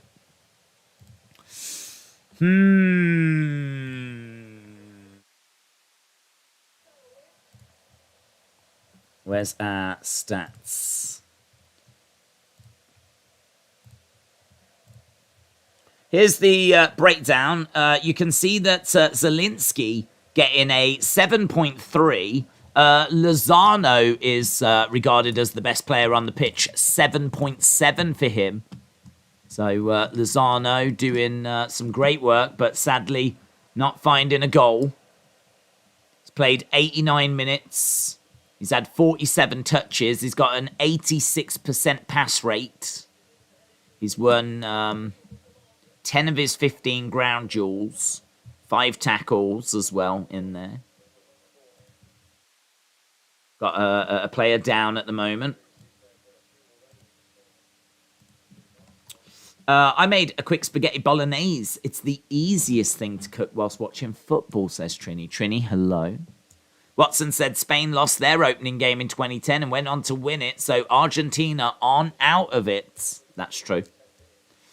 Deanna said the thumbnail is fixed for today and yesterday's streams.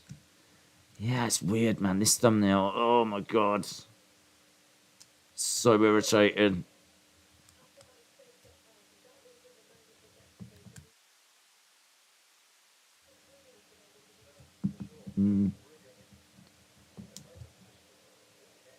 They're saying that neither team has really grabbed a hold of this game. It has been quite close.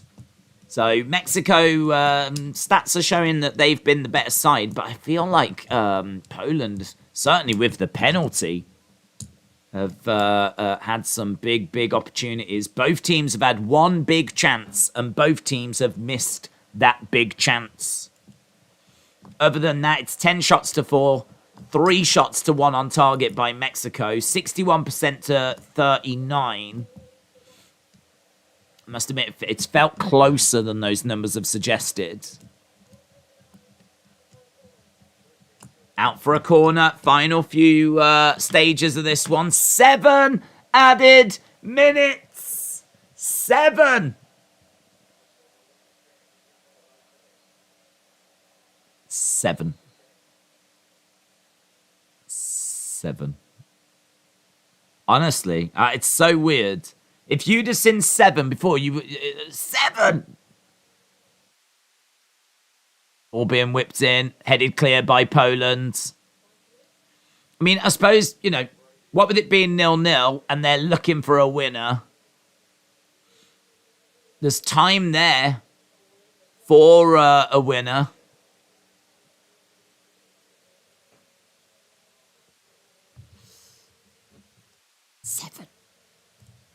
Seven minutes. Bunker says Days United.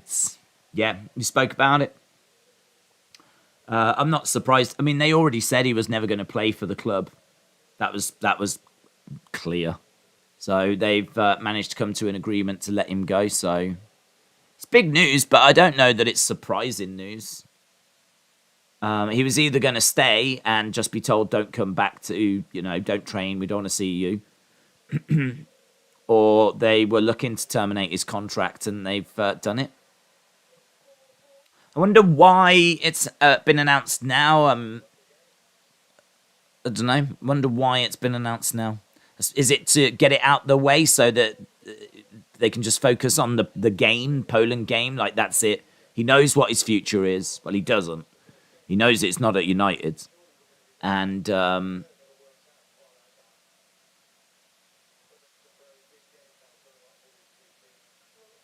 yeah, is it? I mean, it's weird, isn't it? Why they've not just sorted it after the World Cup. Perhaps they just want it not as a distraction.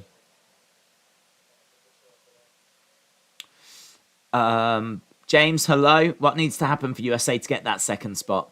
You need to win games, but you definitely need to beat Iran. I mean, if let's say Iran lose all 3 games, right? Keep it nice and simple. So Iran lose to Wales, they lose to USA, right? Then it's going to come down to how you do against England and how you do goal difference-wise. So it's going to come down to how many... If you lose to England, say both you and Wales lose to England, I think if any of you get a result against England, if either team gets a result, even a draw, then that's going to put you in a great position. So if USA get a draw against England on Friday, that's a big result for USA. That's a big result. So anything against England really is what you want for Friday. Even if you don't do that, that's all. It's not all right, but it's not the end of the world, because let's say Wales beat Iran 2-0, right, and you lose to England 1-0. What that means is that you, in the final round of games, you need England to win. Chances are they probably will, right?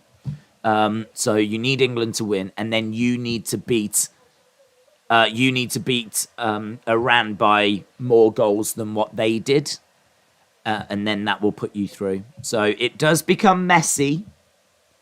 It does become messy, and obviously, if Iran wins a game, then Jesus, I mean, the whole thing gets blown apart, doesn't it?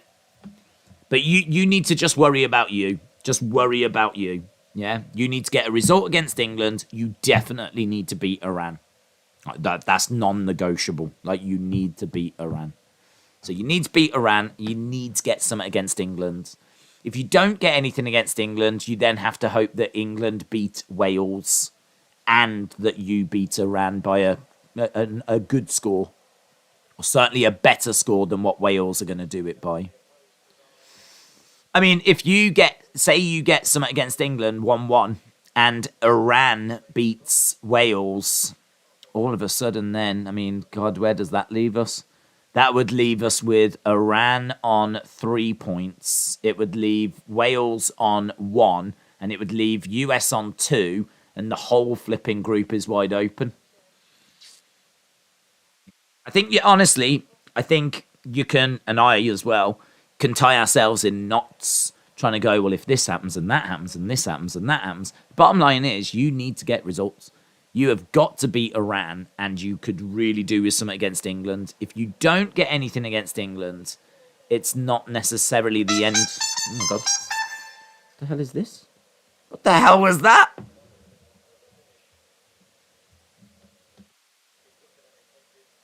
What was that? I've never heard that noise in my life. It must be a notification or something. What the hell was that noise? Bum bum ba-dum bum ba-dum. Shot by Mexico. I legit don't know what that was. I have never heard that noise in my life. That is not my alarm. That is not my ringtone. Can I tell you what's just come through? What has just come through is Cristiano Ronaldo leaves Man United. It must be my notification sound, which I have never heard. Maybe that's why it's like trumpets. Bum bum ba-dum bum ba-dum. You really need to know this. Do not ignore this. Ba-ba-ba-da-ba-ba-dum. It's kind of funky, isn't it? Never heard that in my life. I swear on my mom's life, on my parents' life, on my life, I have never heard my phone make that noise before. I thought I'd won a competition. Bum bum ba bum ba dum. You've got the car. Yes. Bum bum ba bum ba dum. Right, ball going out. 97 minutes are going to be up. Ba ba ba ba ba dum. God, that was wild. That actually scared me. I was actually chatting away. That's directly from Ronaldo, by the way. That's Ronaldo's just let me. That's a shame. Yeah, he's gone. He's left United. He's just sent me a message on the Samba line. Ba ba ba ba ba da. Yeah, guys, I'm me and my phone were gutted that Ronaldo has gone. As a Man United fan, I'm gutted. Did you hear the sad tone that my phone delivered the news with? Ba ba ba da ba ba da. Yeah. My phone's like, days. Ronaldo's gone. Ba ba ba da ba ba da. Ba ba ba da ba ba da.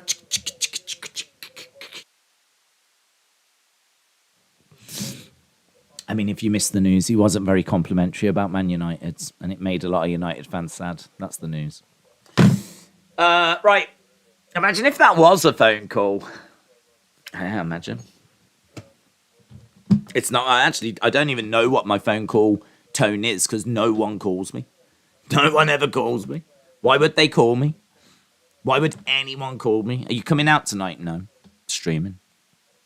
End of conversation. Thanks for the chat. Ronaldo news now makes sense. Ronaldo can focus on the World Cup and United can focus on preparations for the league. You're right. I suppose it's interesting because now do United look for a striker? What do United do? Because I don't know what they've paid Ronaldo to do one.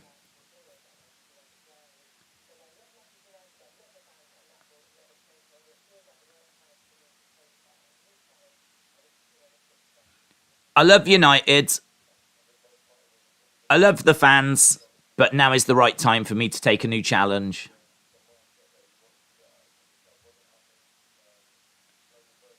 Yeah, I mean, Mexico-Poland has finished, by the way, and now they're talking about Ronaldo.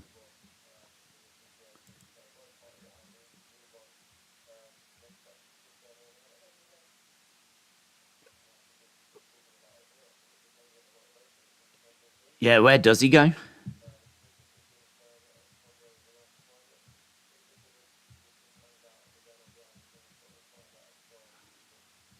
Wonder what his options are. They don't know. They're saying like, will he go for Champions League? Will he go for? I don't know. I don't know what he's going to go for. Could end up going to the MLS. Might take that Saudi money, mightn't he? Ten Hag, get Gakpo immediately. Get Bellingham. Get Bellingham. I don't care that he's not a striker. Just get Bellingham. Just get Bellingham. Get Jude.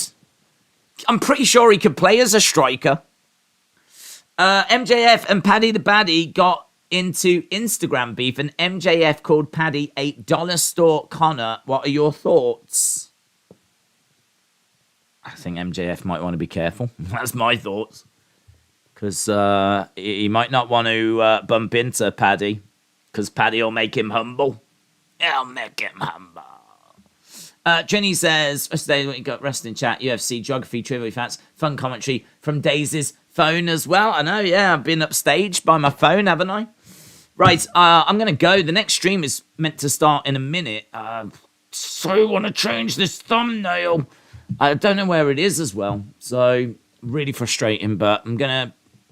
I need to go. I need to go to get to this next stream. So, I might push this next stream back by just a couple of minutes, but we will be... doing France and Australia, but I'm going to see if I can speed find this thumbnail thing. So thanks for watching. Appreciate it. And I'll see you for the next stream in a sec, which is France and Australia. Bye for now.